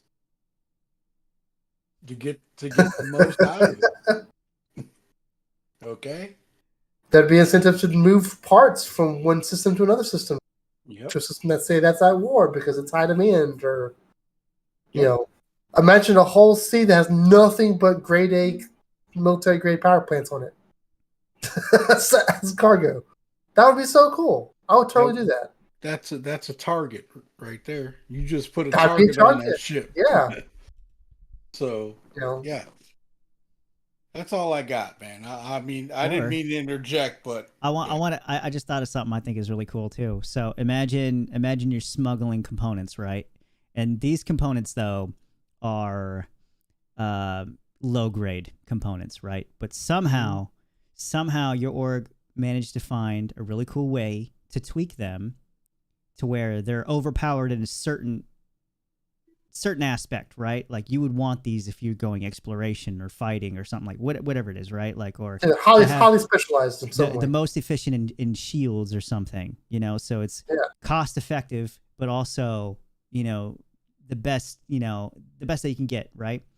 When it would be able to subvert pirating. So if anybody that's trying to they come up across your ship, maybe you got hundreds of these things in the back somewhere, and they scan your vessel, And you'd be like, damn, I don't want anything to do with this ship because they got shitty components. They're just carrying shitty components, you know? Yeah. But little do they know, they're actually some of the best out there in a certain thing, you know? So Yeah. Well, like, for example, you could sell pre-tuned parts. Like I could go to a store in Stanton and buy that's a bunch where of power plants. malfunctions. That's where Yeah. you could sell a tweaked component to somebody and completely sabotage them. Yeah, you could sell them and do good. And that goes back to the hacking piece. You could remote hack, or you can go on board. Yeah. And that'd be a very much a way of hacking a system. Whereas, if I get on board somebody operating a Hammerhead and their engineers are not on board, and I hack them and mess up their stuff, Yeah. they'll have a very small window to unmess up what I messed up. Like, I won't even have to do anything. I won't have to kill anybody. I can just get to a part of the ship where there's not anybody there, mess with the system, undo it, right? Oh, and there might be a system option where we can't fix what he messed up, right? But I could replace it with a pre-tuned part and be perfectly fine. Mm. Like, the mix and match of gameplay there is absolutely astonishing. Like, and what's really cool for me is like the magic. What the fun in this is, they can do this with what they've already developed and what they said they already want to develop. It requires nothing additional beyond it, and that would be so. Like, all of a sudden, there's an engineering need for a boarding crew. If you're boarding a facility, there's an engineering need. Yeah. Along with a medic need and an infantry team need. Well, on a ship, whenever you have anybody going out on a small boat, right? So there's many reasons why you would need to do this. Take a small boat out for whatever reason. You need one mechanic and one electrician, and then you need a safety diver with you, and someone from medical. So you need one person from essentially every department, and then you're going to need a helmsman, somebody that's on the bridge that can actually drive the thing. So it's going to be the similar thing. Like, if you take a shuttle out somewhere, from mothership, you're going to need one of each person from each role on that ship with you, the shuttle with you, to make sure that. I mean, you see it in Star Trek. I've seen it in Star Trek plenty of times, and other sci-fi movies. It may not be the chief medical officer, but it'll be a medical officer. Yeah. Yeah. So hologram. There is a very long list here of malfunctions. There's 9 of them. That was a lot more than when I was watching the ISC. I was kind of like they're reading them off, and then it didn't really dawn on me how many malfunctions there are until I actually had to write them down. I was like, Jesus Christ, like, my God, like, this can get pretty chaotic. If you're on a bigger ship, this is going to get pretty crazy. And my worries is, like, when are they going to decide to put all these in? I know, like, the first implementation of it, it's going to be pretty basic, It's going to have 1 or 2 things you're going to be able to do. Maybe only a couple couple of the malfunctions. Because the in-game bugs right now is what's going to really take away from all of that. Because I can imagine the tuner is going to try to tune. It's not going to go his way. The component that you install is not going to install properly, or it's going to behave in a way that's not supposed to, or the specs on it is going to be everywhere. I don't know. There's so many bugs that can really take away from the experience and just make it so you can't even take your ships out. So that's what I'm worried about. I would like to see, for me, the order that they've introduced, because this was my thought that I think we're on the same wavelength here, Joe. Before there's software bugs intentionally inserted into a device on my ship, I want the game bugs to be at an absolute minimal. Imagine not knowing which one's which. if it's Yeah, a game like- bug or if it's like an intended bug. Yeah. Like exactly. Like, is this a Maximum manufacturing frustration. bug that's programmed into the game, or imagine the ISC reports on that. Oh my God! Imagine Oh, going sorry, on the- Spectrum the- and opening a ticket on God, yeah. on something that's supposed to be an actual feature. You know? Yeah, yeah, exactly. How the troubleshooters, I could see them introducing issues to it early. Yeah. Stuff that you could very easily tell. Like, for example, if it's a clog, you could very easily open up your glass and see, hey, it's clogged. Or Right. fuses. If it's They leaking- talked about fuses. Yeah, fuses. I can see if it's leaking. I can visually see a leaking occurring. Right. Yes. Stuff like that. I have no problem with it. If it throws it out, if it throws it out of the slot, if it blows up, if it's blackened, I can see that. But like some of the more finesse stuff, the unresponsive, the bugs ones, like let's hold off. I would say please, for the sake of our gameplay and for the sake of fixing the game, wait until beta until those are into the game. And Yes. a concern I That's have what I was going to say. is a concern I have for those is how to word this properly. If we play this game for 2 or 3 years with no unresponsive or no bugs, will we expect that not to get put in place? Will people get upset if they say, "Hey, this is beta 1.0. We're a year or two away from launch, official launch. Now we're going to be adding unresponsiveness and bugs into the gameplay." And would they be upset about that? So they've been used to operating a large ship for a long time. Without- yeah, people are going to get spoiled. I mean, we're spoiled now on a lot of things. I mean, we were spoiled about death and losing our items or not losing our items and stuff like that for a long time. And like, there's things we're spoiled on now, but it's going to completely change. I don't think they give a shit. I think they're just going to make the I hope change they and that's Yeah. it. You know, tough shit. Play the game or don't. Yeah. You know, I don't know. Like, Well, it's like still going to be fun. you saw people reacted whenever the prospector change was coming in, Mhm. where they were making the mole more effective and the prospectors less effective when firing set at the same rock. There were a lot of people really upset about that, and that was a perfectly normal, perfectly expected. Yeah. They've been saying for a long time, we are looking to make the mole worthwhile to crew. And this is how they chose to do it. And all the prospectors were like, but our entire mining org is based on prospectors. I was well, that's what's happened, right? Well, it's could an see- unfinished I could see game. very something similar here. Yeah. It's an unfinished game. It's nowhere near complete, and it's going to be completely different in the end. So you're going to have to change your org several times. That's not going to be the only time. You know, that's why I'm not implementing anything crazy into my org until we get to a point where it feels right to start making things permanent, like permanent changes to the org based on what the game is doing.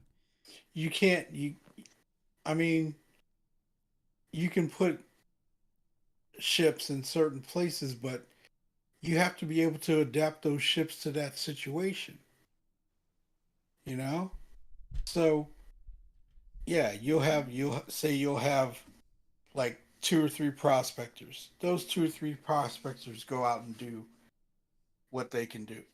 You'll have a couple of moles. Those moles will go out and do what they got to do, but they've got to be crewed. You know, I mean, if without adaptability, your organization is dead. That's true. Yeah, that's kind of the whole point of the game. It's a big strategy game. You know, like what are you gonna do? How are you gonna prepare for all of this? And so, you know, you got to do that with the game too. You know, when they start implementing all these other changes. I mean, you just got to let it go along with what it is. Yeah. Oh yeah. All right. So, moving past malfunctions, because we talked about that a little bit, we have item states that a component can be put in. So, the various stages for a component on a ship would, and this isn't like final, right? But they kind of had like a good outline of what it's going to be. So you have your boot up phase, and then which it's going to be essentially that component maybe warming up or something like that in order for it to actually start. And then you're going to have your ignition phase. That's when your it's actually actively doing something. You have your idle phase, which is just kind of like sitting there, not really doing much, but it's at its, maybe it's at its like optimum performance specs or whatever.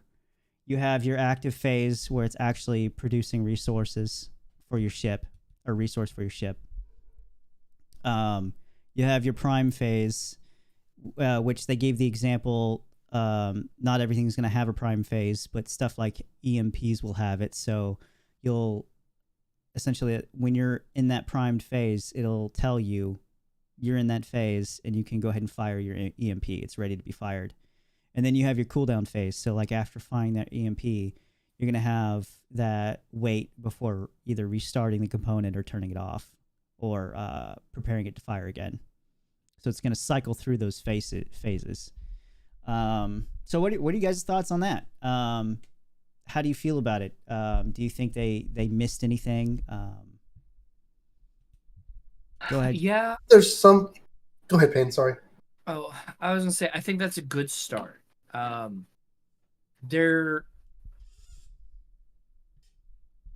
you're developing something, you have to look at all the things that exist. There needs to be an error state, for example, of some type. There needs to be a malfunctioning state of some type. And there needs to be an active state for some type. Now, that's just like the core idea. Below that, you can do substates that represent more of what you're looking for. Like, for example, the prime state would be an active state, but active, ready to fire, right? Error state would be an idle but unavailable state. You see what I mean? Like, I think that they could expand upon these things. So, like, for example, the error state of or component too cold would be an error state of some type, or component too hot would be a error state of some type. So I think they could expand a little bit, but I think it's a good start. I mean, I want to jump on off what you said, Payne, and I honestly, I think what they have here is, for the most part, enough. I would definitely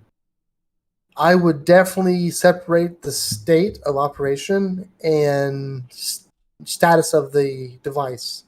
Okay. Yeah. For example, a item would be in a running state, but also in an overheating state, for example.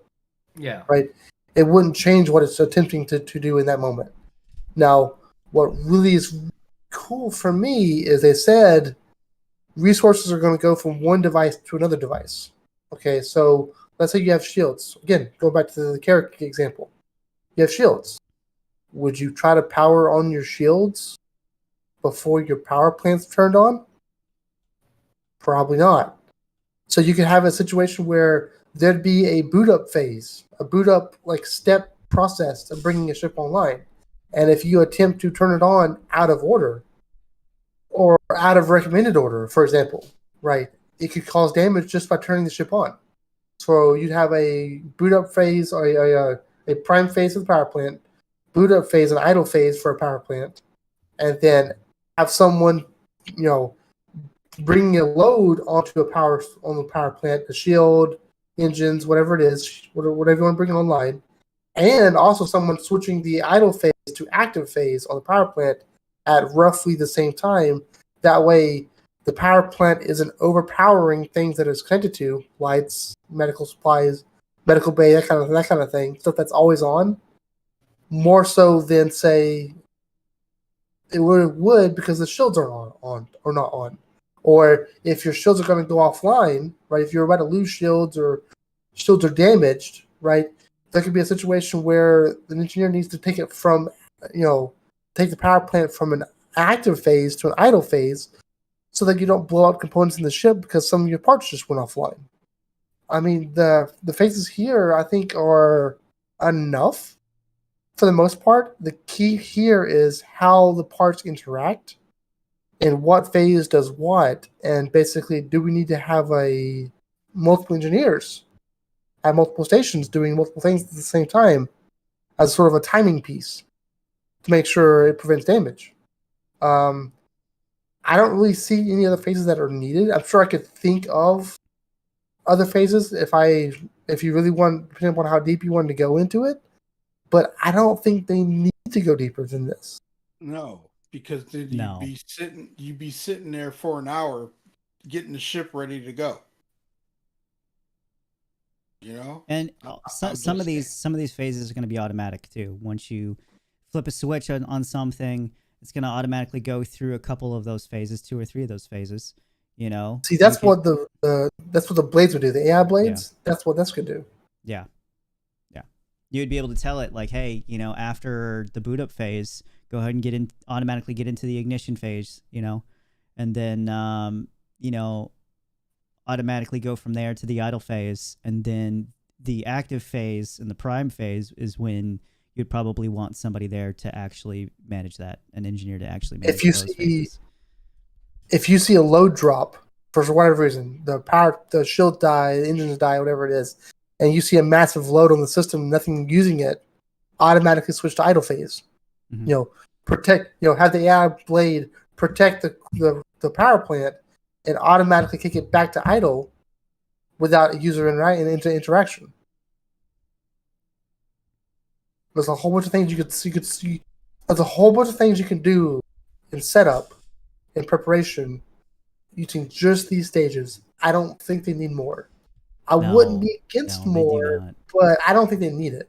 No, they definitely don't. That's already enough, and I think they cover the main aspects of what needs to be covered. And I'm actually surprised at how complex they actually, you know, made all of this. Honestly, it's above and beyond what I thought, and it's just in CIG's classic, you know, good old fashioned CIG over there, making things super complex. So, but I mean, I'm excited for it. I really want it to go well, and can't wait to see how it is. I kind of want to go back on something I was talking about before. When I was in the middle of talking about kind of like how an engine room kind of works, because it kind of ties in with the item states that we're talking about, and then the roles as well. And so you have your 4 engine rooms, and then within those engine rooms, you have your essentially everybody. All engineers are managers, of some degree, right? And they are going off. They're doing their own roles. They got their own checklists before the ship can launch that they got to go through. So I can see, you know, on our bigger ships, the different roles having their own checklist that you're probably going to make for your own crew. Like, hey, make sure you go do this, this, and this, and this. Make sure these components are good. And yeah, go ahead, Joe. Sorry. Oh, it's okay. I can see on the massive ships. Okay. Yes, that's what I'm talking about. A pre-flight checklist. You're still gonna have that for like your light fighter and stuff, but it's not gonna be so much the pilot. It's gonna be the ground crew is going to do that. Yes. But then when the pilot gets in, he's going to go through his checklist and get it ready to go. Right. But a larger ship, you're going to have a long process to get that ship ready. Yeah. I mean, in the real world, to get a ship ready, it takes a couple hours, you know? Yeah. Take minimum 2 or 3 hours. And that's, you know, most of the time they have everything already started and warmed up the day before, you know? So all through the night, they actually say, hey, you know, we actually need these engineers to come in and actually be on watch all night, you know, and have the engines running, have the generators running. That way, in the morning, 5, 6 in the morning, they're ready to launch, you know, do your basic maintenance and stuff like that, and then get the hell out of there. But within those engine rooms, with everybody doing all their own checks and stuff like that, you have your 4 booths, one in each engine room, and in that booth you have um, an engineering duty officer, which is essentially the guy that is the manager, and the manager in the game is the guy who kind of oversees everything, what everybody's doing, and can dispatch different people to different locations for certain things, and kind of oversee what's going on with all the systems on the ship.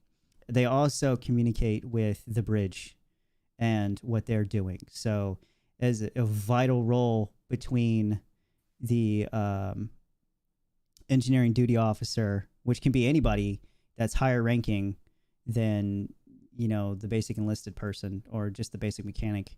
He kind of knows the roles. He knows the roles very well of the mechanic and tuner. the tuner. And so he's constantly calling back and forth between the bridge and giving those orders to there's two other people in the booth. So you have an electrician who has his own console, and then you have a mechanic who has his own console, who's in charge of all the auxiliary stuff on a ship. And so while the mechanic is overlooking all the auxiliary stuff, the electrician is looking at all the generators. He's essentially being also the tuner and tuning up he's changing all the settings on all the different generators to make sure they're running optimally.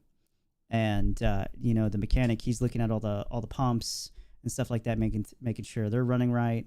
And you know, I could see that in the game already.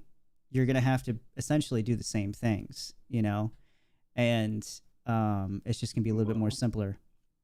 Yeah, but these roles, that's what they're doing. Yeah. You're gonna have to mix and match a couple of those, like we were talking about earlier. But that it just gets me so excited thinking about it, because it's man, it's funny because I you know, I hated all those aspects while I was in the Navy, having to actually be on the electric control console and have to stay on that watch and take care of those generators. But I'm so excited to do that in the game. I'm so excited to go through all the complicated procedures, you know, space. On top of that, you know, like everybody's going to have their own, you know, I was even thinking earlier today for the org, I'm going to be making these little booklets of like, you know, your standard procedures when something goes wrong, your emergency procedures on what to do when something goes wrong, you know? So yeah. That's one thing. This may be a little off topic, Joe, and I apologize. No, you're good. Go ahead. Go for it. But one thing I want them to do whenever they implement this, right, is I want them to have a game package without a ship. Because some people will want to play, and I want to be your Scotty. I don't want to be a pilot. I don't want to be an infantry. I just want to be a Scotty. And there are literally people who buy games to be space engineer, right? Yeah. Your Star Citizen can be your space engineer with your friends, right? They need to have a game package that is nothing but a game package. Maybe some gear, maybe some. The reason why, I feel like everybody should have one ship. You know, it could be the cheapest piece of shit thing in the game. That's totally fine. But I mean, just think about it. Everybody needs a car to get to work, right? No, it could be a car bike. It could be one of the speeders. It could be. Oh, okay. Well, yeah. Yeah, it could be. Yeah. It could be a suit of armor. Like for example, have a really complex engineering equipment set. Instead of having a ship, you have day one an entire engineering outfit, gear, equipment, you know, tools, deployable tools, wherever they have. Like that could be that person's kit because that's what they want to do. If they sit there and say everyone must have a ship, then everyone who's going to buy this game thinking, well, clearly this game wants me to be a pilot. I don't want to be a pilot. Mm-hmm. Right? I think that'd be limiting the opportunities here. Like I said, this is a little off topic, So I don't want to go too deep into that. That's a part But of it. it's gameplay like this, the tuner, mechanic, and manager, that makes me really excited for org gameplay. Not just crew gameplay, but org Yeah. gameplay. Yeah. I agree. So we'll go from that, and there's a question I want to ask you guys about single seat fighters or any sort of single seat ship. Engineering, dealing with these, we kind of touched on it, where I think we can all agree that we're not going to have to do too much, but there are going to be times where we're going to have to land because of whatever reason, right? We're bound to get some sort of malfunction that you can't deal with in the cockpit or whatever. You're gonna have to land and somehow take care of it. So I want to get your guys' thoughts on that. What was the question? What's the question, Joe? I don't understand the question. Your thoughts on engineering for single seat ships. Oh, well, this is where I would argue it's important. I actually kind of made this argument earlier in the I think it was in the chat or somewhere else. That basically single seat fighters are going to have a home base, and that's where the engineering is going to have to live. And the pilot's also going to have to understand how to engineer some himself or herself. So more likely it's going to have it's going to have to repair its spaceports for the most part. Or in a Kraken. I would imagine basically single seat fighters would fall into two categories. You're either part of an org, which is part of a larger ship, which is going about and traveling, or you're a relatively small org or a solo pilot who doesn't have a ship base that you're flying out of. You're flying out of a Port Tresla or New Babbage. If you're flying out of Port Tresla, New Babbage, your ship's going to be engineered. What little engineering you're going to have to do for the local environment that you're in. Whether it's on Hurston with hot weather, whether in Microtech with cold weather, or vice versa. In those situations, you'll have to know a little bit of engineering, maybe even just take power plant out, plug power plant in, and be done with it. Right? You may have a power plant that's military grade A for combat situations, and industrial grade A for moving boxes, for example. Whereas if you're a single seat fighter as part of an org, part of a moving flotilla, if you will, you may not do any engineering. You may have your engine, like a flight deck engineer type of role, that someone else is coming and engineering your ship for you, where your ship is left on your carrier whenever you log out, and the flight deck engineer is going through and engineering everyone's, because the next mission for tomorrow is going to be on Microtech. The flight deck engineer will go through and engineer every single one of the single man fighters to operate in cold weather, or to operate better in cold weather based upon mission needs. Right? And in which case, that single seat fighter, the pilot comes in, logs in, and hops directly into the pilot seat and goes and does no engineering. I would literally split it up between how many do you have other people who will be wanting to be responsible for engineering, or are you basically responsible for your own ship? And that's sort of the dividing line for me, is a little bit of engineering or absolutely no engineering. Like there might be some situations where you get damaged and you have to do an emergency landing, something like that, but those aren't going to be very, very common. Yeah. But well,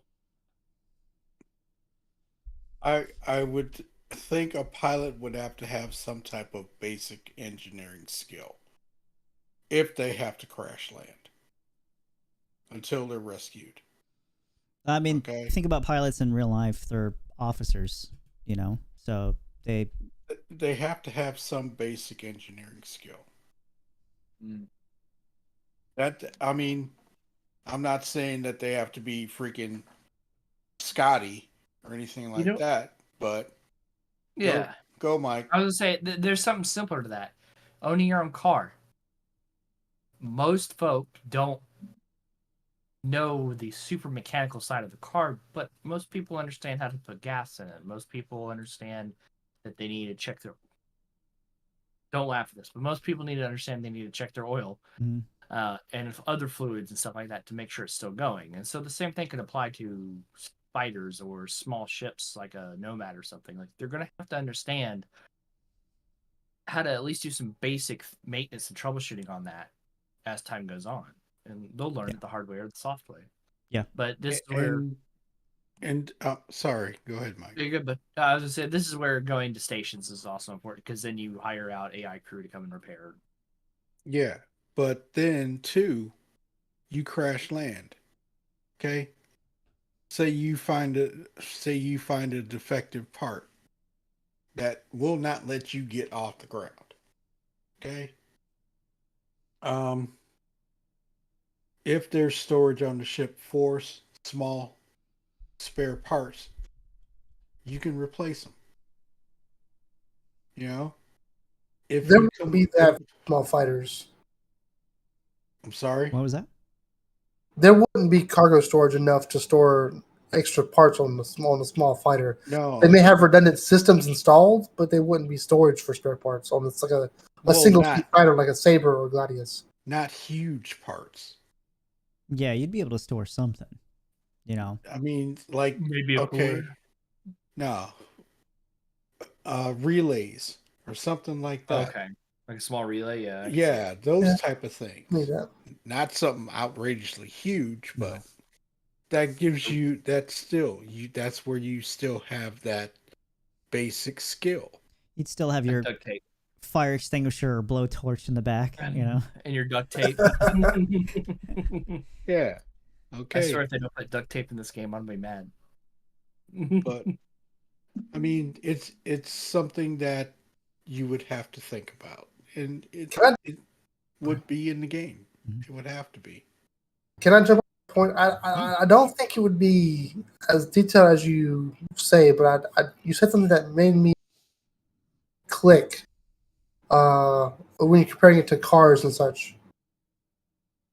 A user operating a Pisces would be a very equivalent to say a average person operating a sedan in today's day and age. That's why I vision it, right? Whereas a user operating a Gladius needs to have a little bit more operational skill to operate his ship than a Pisces pilot would be operating a Pisces, right? Yeah. Because there's more stuff to do, more stuff to maneuver, more stuff to tune potentially, right? The operator wouldn't really have that much to tune on either one of them per se, but one would be expected to be more familiar with his craft than the other, right? And it would be interesting to see how they implement that. Like for example, a lot of for example, going back to the real world example, the preventative maintenance that's required on a Prius is way different than what the preventative maintenance that's required on a military Humvee, right? Yeah. Just to a whole different level, a whole different degree of knowledge, skill, and documentation, and not just because it's the military, because you really have to keep track of like, okay, have you checked this? Have you not checked this? Because one of these things you haven't checked would fail, and that goes back towards like, okay, are you part of an org? Like if you're not part of an org, you either have that skills as a mechanic, or you stay away from those ships that require that level of mechanical maintenance, right? Like, are you just a general explorer who likes things to work and not have to worry about it? Maybe you want to stick with a 100i. Maybe you want to stick with a Pisces. Maybe you want to stick with a Nomad, right? But if you want to get more in depth into the engineering part of it, if you want to get more in depth, and if you have more skill and you've learned more, okay, maybe you can take advantage of a freelancer. Maybe you can take advantage of a Gladius. Maybe you can take advantage of these other ships, right? That might require more complex, redundant systems and require more tuning. I could definitely see if you're by yourself paying a local NPC at a station to tune your ship for an environment, a situation, or a certain way. If you don't have the skills to do so, like if you don't feel comfortable doing that in such a way, you can go to a station and hire an engineer to go do something real quick, and you're done, right? That's not unreasonable. But of course, that would come with the cost of it being a ship that requires that type of action, right? Where say a Pisces may not require it. I don't want. It also would go into the decision on whether or not you get a military grade component or industrial grade component. If you get an industrial grade components don't generally need maintenance. They generally just work, right? And I think there's a lot of balancing they can do here, but I don't think, generally speaking, solo single seat pilots will be doing that much engineering. And if you're part of an org, I don't think the proper pilot will be doing much engineering. I think the org, to have their best chance to win whatever the mission, to succeed in whatever mission they're looking to succeed at, and to minimize the launch time, if you will, the launch time between when everyone logs on and everyone's in the field, to minimize that time. I can see a lot of orgs saying, "Hey, so-and-so engineer 15, can you come in real quick, log in a couple hours early and help me prep everyone's ships and tune everyone's ships real quick." This department come in, I'm calling this in department comes in early, these two departments, and then everybody else, you guys come in at this time. Go ahead and prep the carrot, get the power plants to idle, get the shields to minimal, right? Get the systems running, turned on, right? And then once the carrot crew logs in, then they log in and they walk on board a carrot that's already been prepped and tuned. Yep. Right? A org will want to do that, not because my good buddy pilot just doesn't want to do it, right? Or that he can't do it. It's that I want him to be up and ready to go the moment he logs in, because I don't want to inconvenience him as much as possible. Yeah. There might even be a separation between the team that's prepping and the team that's running the mission, because there may be people who legitimately are not interested in running that mission, who are only interested in having the fun engineering gameplay of prep, because some people will look at that as the gameplay itself. Yeah, that kind of goes into your crew, as far as being prepared with extra blades and AI help, NPCs. So having them on hand as the backup crew in case somebody can't make it in, for whatever reason, you're going to be able to bring them in and have them fill that role, Maybe you could shuffle people around, maybe take the AI, they're going to do the less intrusive roles if they mess anything up, and then have the actual people take care of what needs to get taken care of. That's the more vital roles, I guess you could say. Yep. We have a question. We got a question. Yeah. Right. Ahead, I'm asking Vanish to kind of expand on it. Currently what he says is, do you think that would be a job for Blades or NPCs? I'm trying to get. I think so. Yeah. What's the? I know Ranish, and I think I know what the question he's answering. He's asking here, if you don't mind. Yeah, he's basically asking how much of this engineering gameplay would be used. How much of this engineering gameplay do you think would be possible, and B, would be useful to use blades or NPCs to do the task as opposed to an actual player? Yeah, I think it depends on a couple of factors. One, how many players do you have on your ship at any given time? And and two, can you use those AIs and or blades to replace people if you don't have enough people to do the job at the time? So, like, for instance, clearly you need a pilot and clearly you need a gunner. But what about when you don't have enough gunners on a hammerhead, but you can have one guy target a specific thing and all the other AI blades or NPCs also target whatever they consider hostile to you? Mm-hmm. Or in the case of engineering, you have a manager, but you don't have any tuners. Your manager could select like a profile on Datapad, and that's what everything tunes to.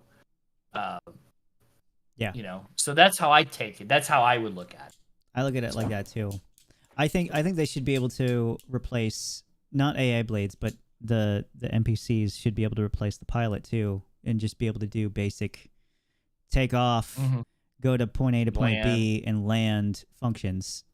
Where you just bring up your mobiGlas, the map, and be like, "Hey, go here," and then they should be able to just do that basic function, and then that's it. Yeah. I think AI blades specifically, if they want to encourage the gameplay itself, if they just don't want it to be papered over, I think AI blades could make it really easy to go from a startup phase to a prime phase to an idle phase to a full active power phase. I think making that process more automated, and AI blade could do very effectively, right? I think that would be more common on or Origin ships, for example. Whereas the actual tuning, I could see an NPC being hired at a station to do the tuning, or an NPC that you hired for your ship. You could give them the order or command to prep the ship for this environment, and that tuner would then go about tuning the ship for that environment. Mm-hmm. But other than that, I don't see. I could also see NPCs doing the startup process itself on board a ship, but again, you'd have to hire them. The hiring process might be interesting too, because you might be able to hire. You might be able to look at their qualifications. Going back to what Shadow said earlier about the reputation and qualifications. Yeah. You might be able to buy someone who's fresh off the lot, and you're like, you know what, I'll take a chance on you because you're cheap.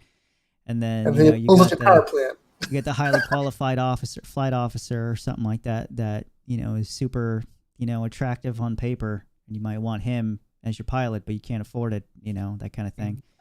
And then he gets there and he has an S-shaped back.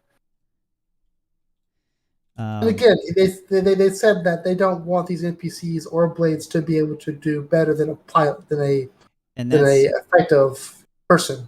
That's where I was going to bring up, depending on the person, right? I think even the best AI pilot or one of the best blades that you can buy out there, probably going to have some sort of there's going to be something built into them, the NPC, where there's going to be a chance, maybe even like a 5 or 10% chance, depending on their rep, on certain malfunctions happening on his watch or whatever he's doing. If he's a pilot, there's maybe a 5% chance that he's going to make a wrong move somehow, Also, these AI blade slots will be limited. So I could see an example where, say a Gladius. I don't know if a Gladius has any AI slots, but for example, a Gladius could have. You could choose between AI blades that are making your missiles really, really effective, and accurate, with a much better lock-on and real-time locking on and transferring communication with the missile while you're locked on. Or you could say an AI blade that automates the power-on functions and the engineering functions.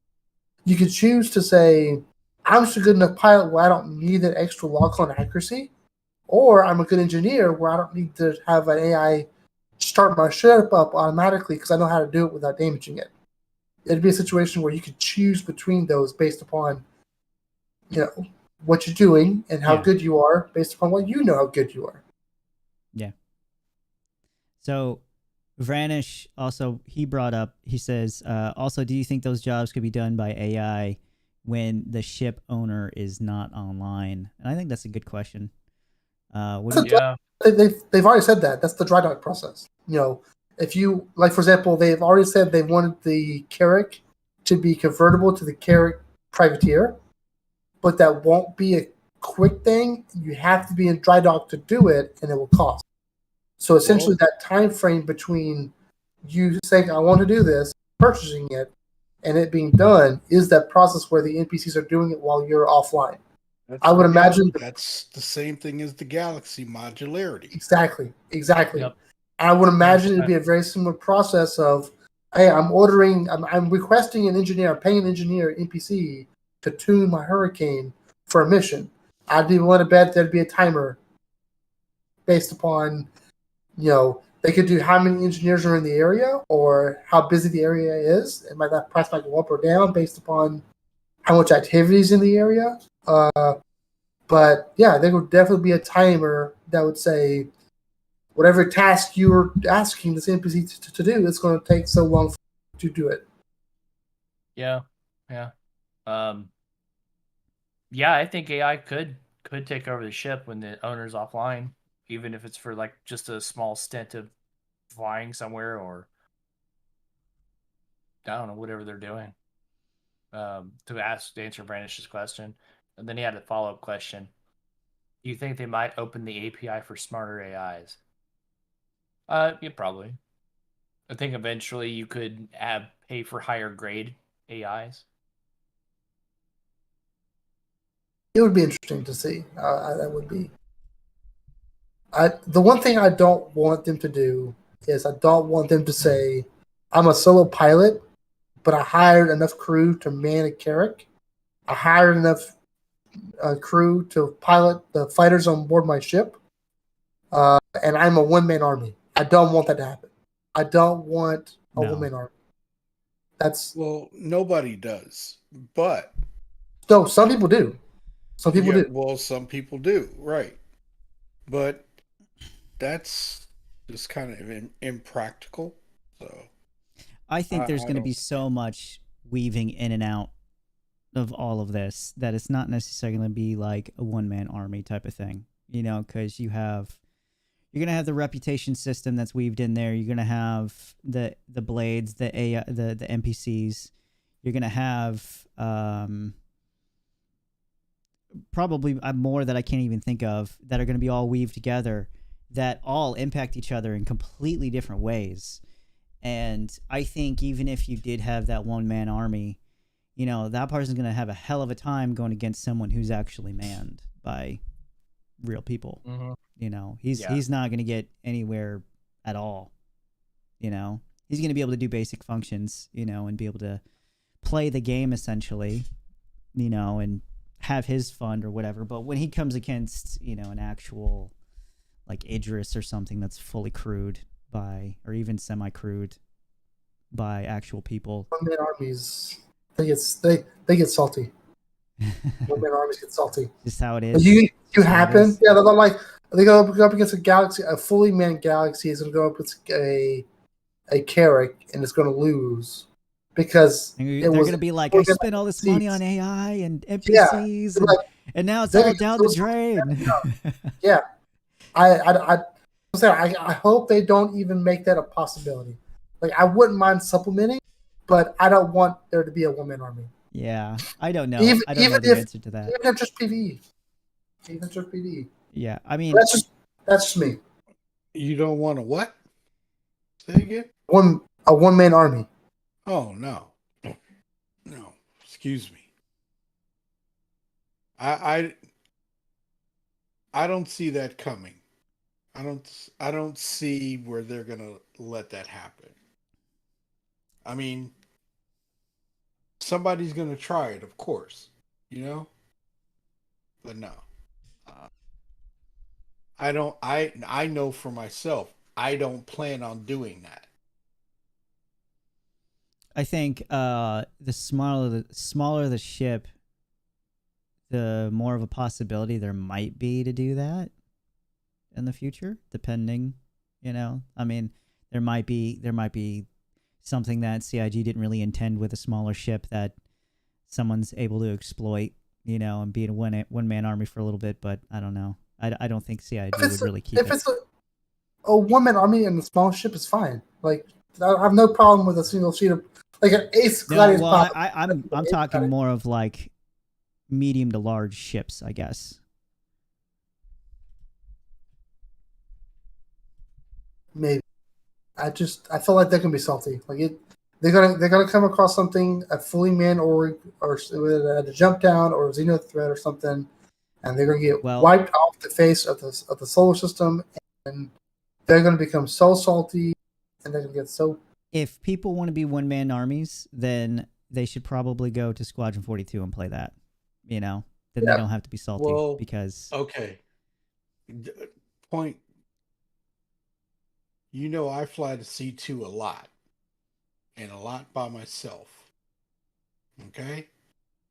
And when I do have a crew member, they're manning the turrets, right? So when I'm flying by myself in that ship, I could definitely use the blades to Mhm. for defense. Yes. Even though that ship is that big, it only has a crew of 2. Mhm. Yeah. So Yeah. that's your give and take. But your so-called one-man armies, though, when Squadron 42 comes out, that's going to be their savior. They're not going to be playing. They're going to try it in Star Citizen, and they're going to have a miserable time. They're going to leave. They're going to be able to play Squadron 42, which is going to be a clone of the multiplayer aspect. It's going to have all of essentially pretty much everything Star Citizen has, just a little bit more linear, and you're playing only against AI. So if that's what you want to do, you're going to have the option to be able to do that just in a different game, not the MMO. Don't play the MMO, but when you're playing the MMO, the whole thing is to play with people. It's to be in an org, that's the experience, and if you don't want to do that, then play Squadron 42. As simple as that, I think. We got a couple questions here. Go ahead, King. Yeah, with the number of large ships they have sold, it might be inevitable that CIG might be compelled to increase the abilities of AI. Not as good as skilled players, but still good enough for someone to run a BMM, for example. I think we kind of just went over that a little bit ago. Yeah.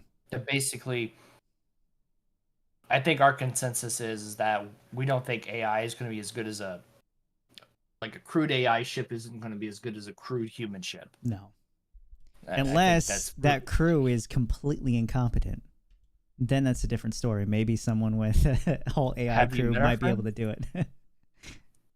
No, it's because AI crew is going to be simple, right? They're gonna say, "Oh, bad guy, must shoot bad guy. Oh, he's out of view now." Whereas human players might say, take a hammerhead and rotate that SOB and do a cone of lasers. I'm just saying the humans might be more strategery. Like I wouldn't mind if there was a chief maintenance person and a chief pilot and then a chief engineer or then a chief medical officer being the players and the rest being NPC. But I still would want that human aspect to be like a big difference. And I want people to be rewarded for getting together and having these groups of players.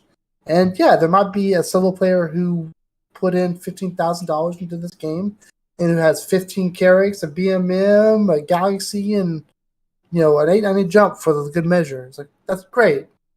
I don't care. He needs to find a crew. Like that's sort of the magic of this game is like if you're a single player or by yourself, you're sort of encouraged to stick to smaller ships. Yeah. And yeah. I feel bad for him, right? Maybe he could rent those ships off to other orgs that might need them. Maybe he can sell those ships to other orgs that might need it for a lot of in-game initial money that he can. Who knows, right?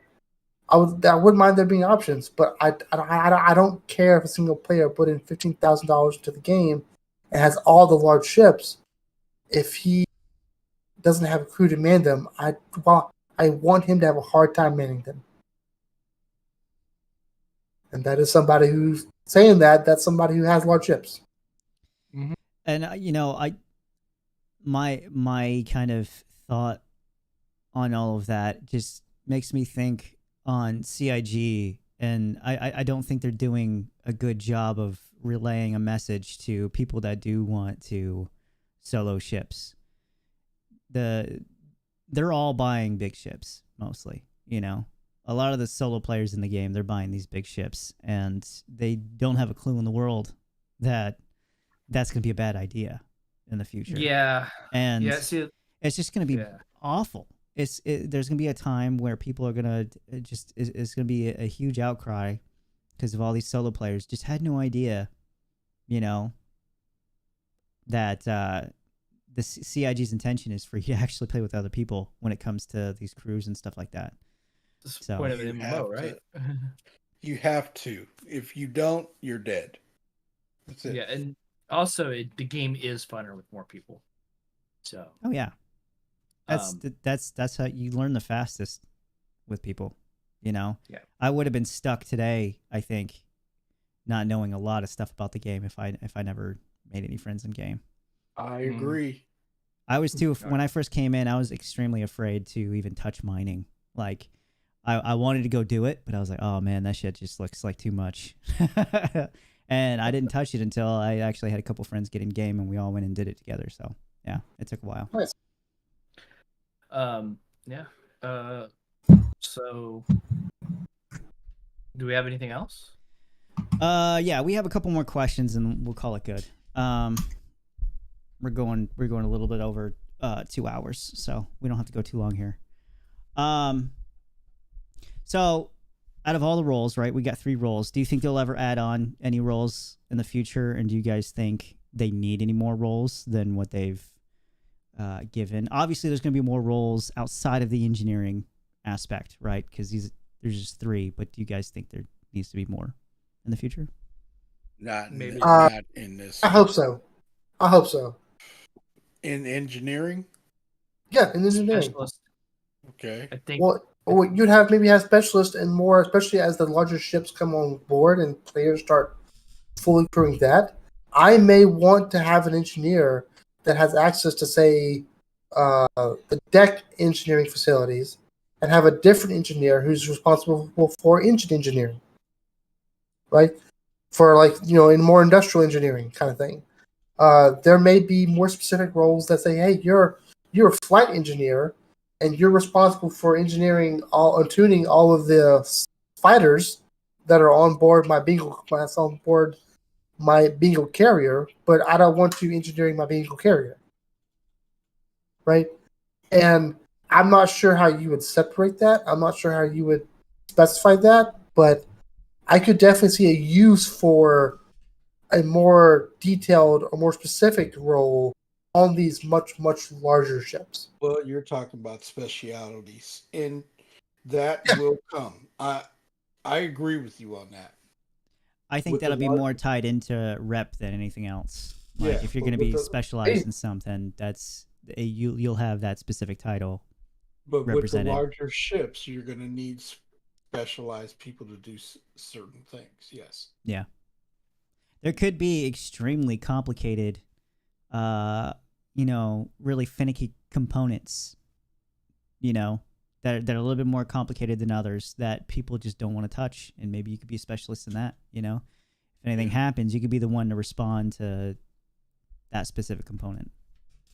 Okay. The only thing we need is a jump point to go to a new planet. Then only Stanton. Have to No, work on that's not really. 3 years. But Somebody you know, assaulted by Pyro. everybody wants that, dude. And Yeah, Yeah. me too. but you know what? We're here. We got to deal with it, and they're making it the best way they can.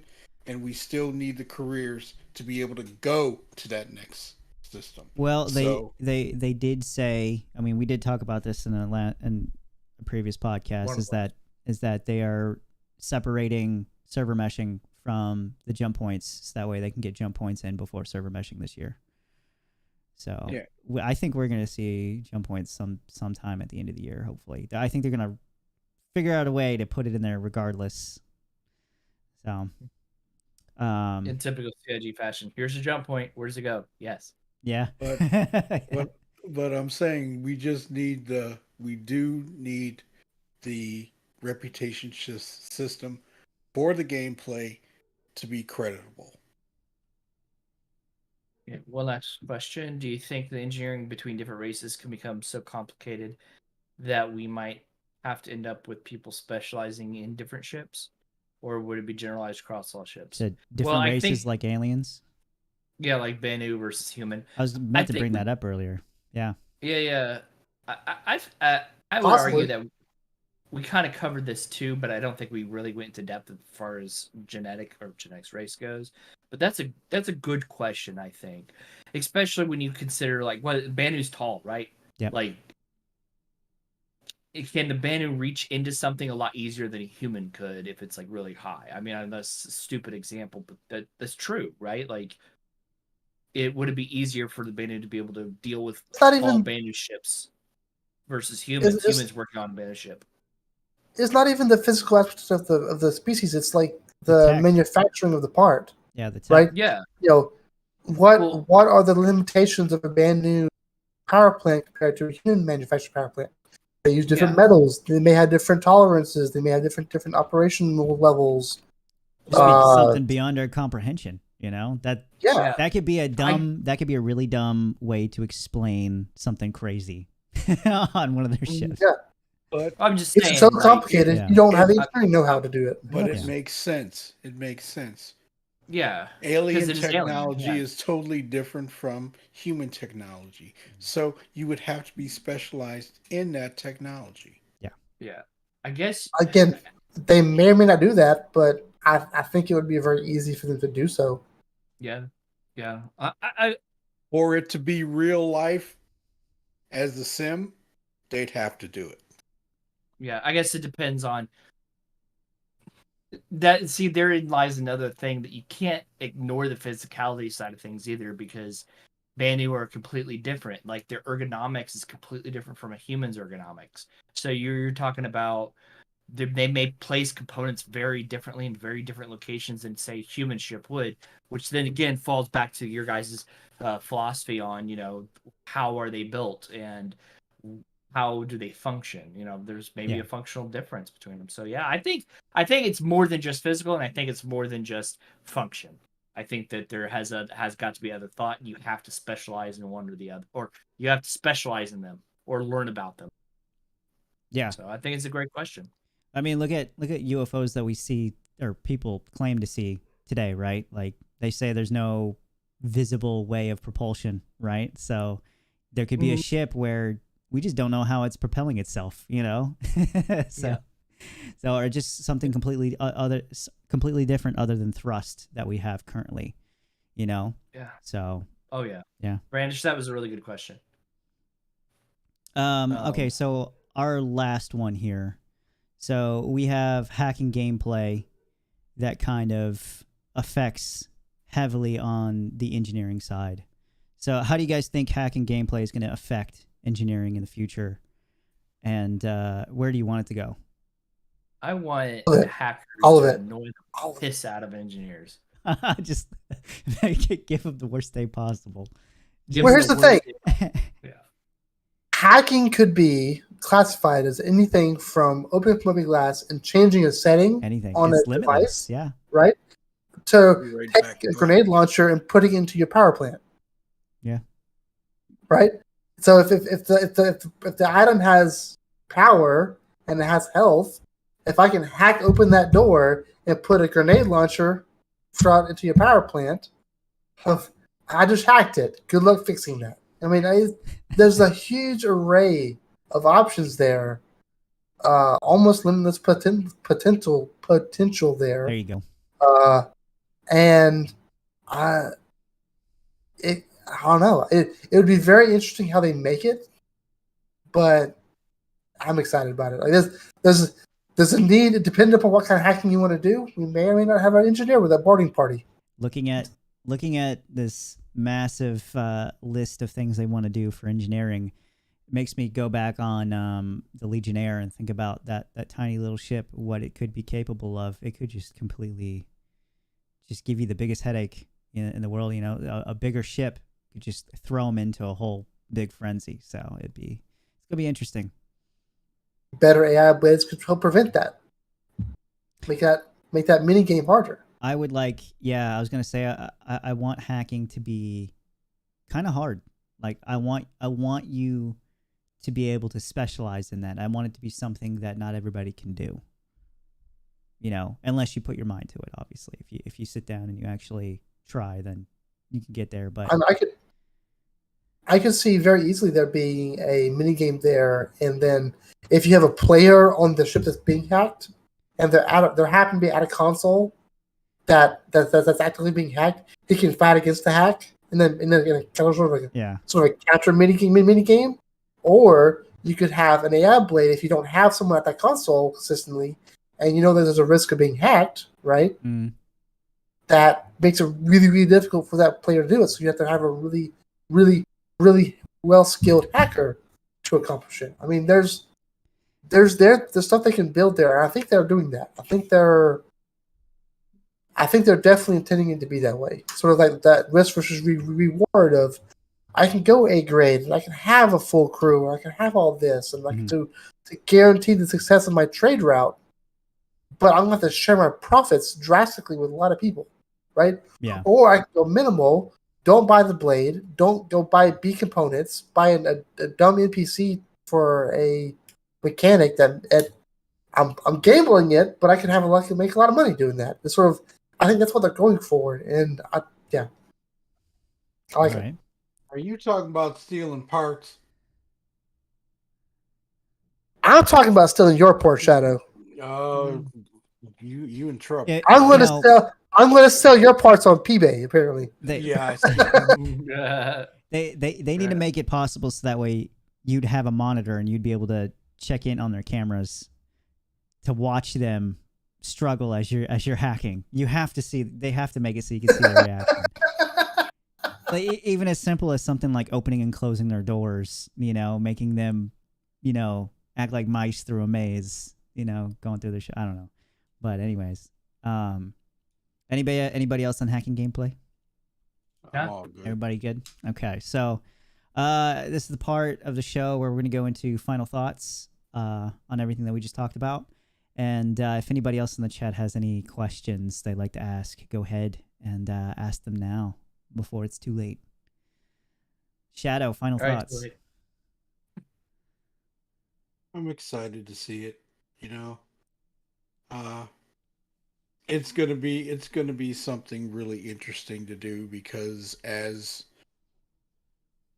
captain of a ship, you should have the basic knowledge of engineering to be able to handle your ship, and then you have your experts. But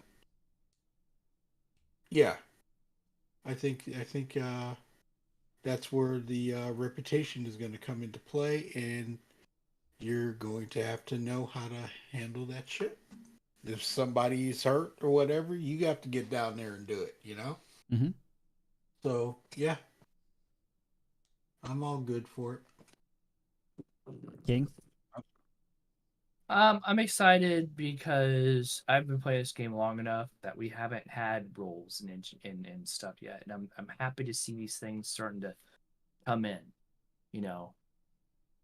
We got salvaging, we got real trading now, we got we got real trading as far as missions go. We're getting engineering now. What's next? Are we going to get pilot classes? We're going to get gunner classes, Are we going to get miner class, mining classes? I'm just excited. Like, bring it on. Let's see what else you got, bitches. Go ahead, Zoop. No Auroras.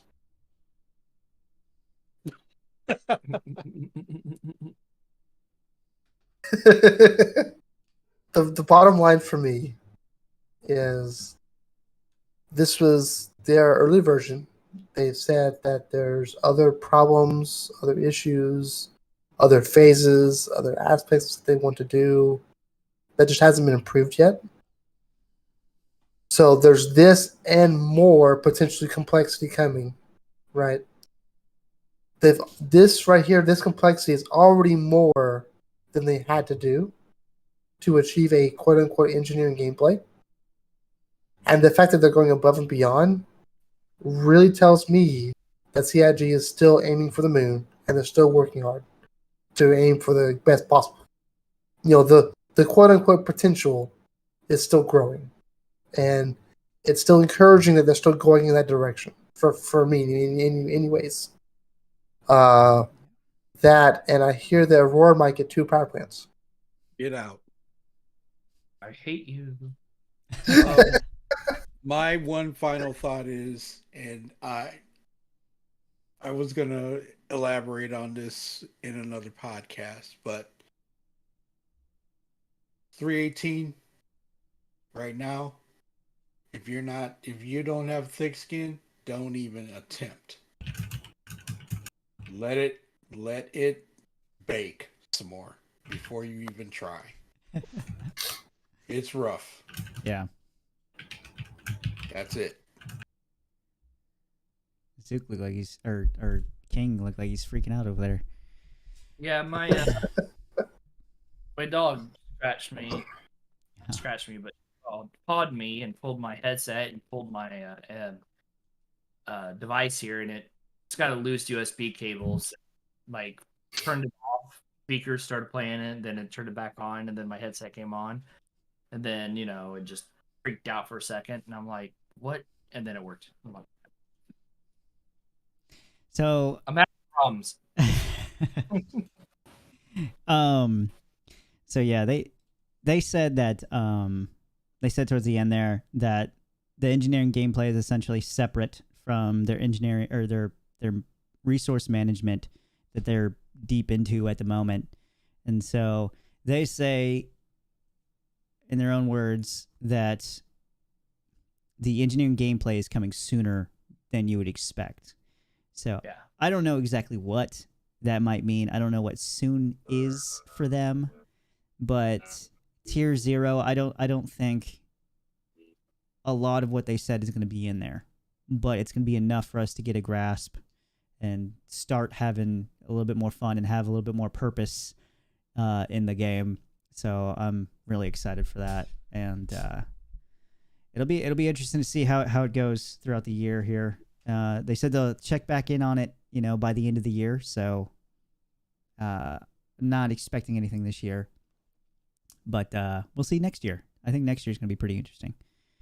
But yeah, what Shadow also said very much applies. Anybody trying to get into 318, just don't. Not for a while. Just wait a little bit. Wait a week or two, and let CIG fix the issues before you get in there and say how shitty everything is. Because you're just going to have a bad time right now. Like, I was in there for 3 hours the other day just trying to salvage alone, and none of it worked. So, but yeah, other than that, that's going to be it for the show. This is the Snowbirds meeting room, talking about engineering. I can't talk. I'm so tired.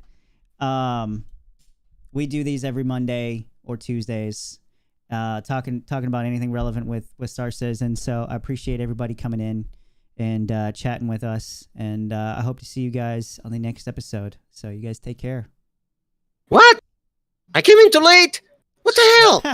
He messed it up. I was wondering what happened. I didn't know you guys were having this going on. That's okay. Next time, guys. Cameras. Okay. Next Okay. time. I wonder what happened. Okay. Oh, that was perfect. You came in right. Okay, last second guys. There. That was funny. You must Are have we been still watching. Oh my god. You had to have known we were ending. We're still streaming. Yes, we are. We are. So this is it. Well, yeah, I am here. No reason to fear. Emanicus is here. You got to stream, man. Hey, Mannequin. Before we sign off the podcast here, what is your final thoughts on everything that we talked about? Whether On you the listened or not. engineering? Yeah. Whatever it is you think you know.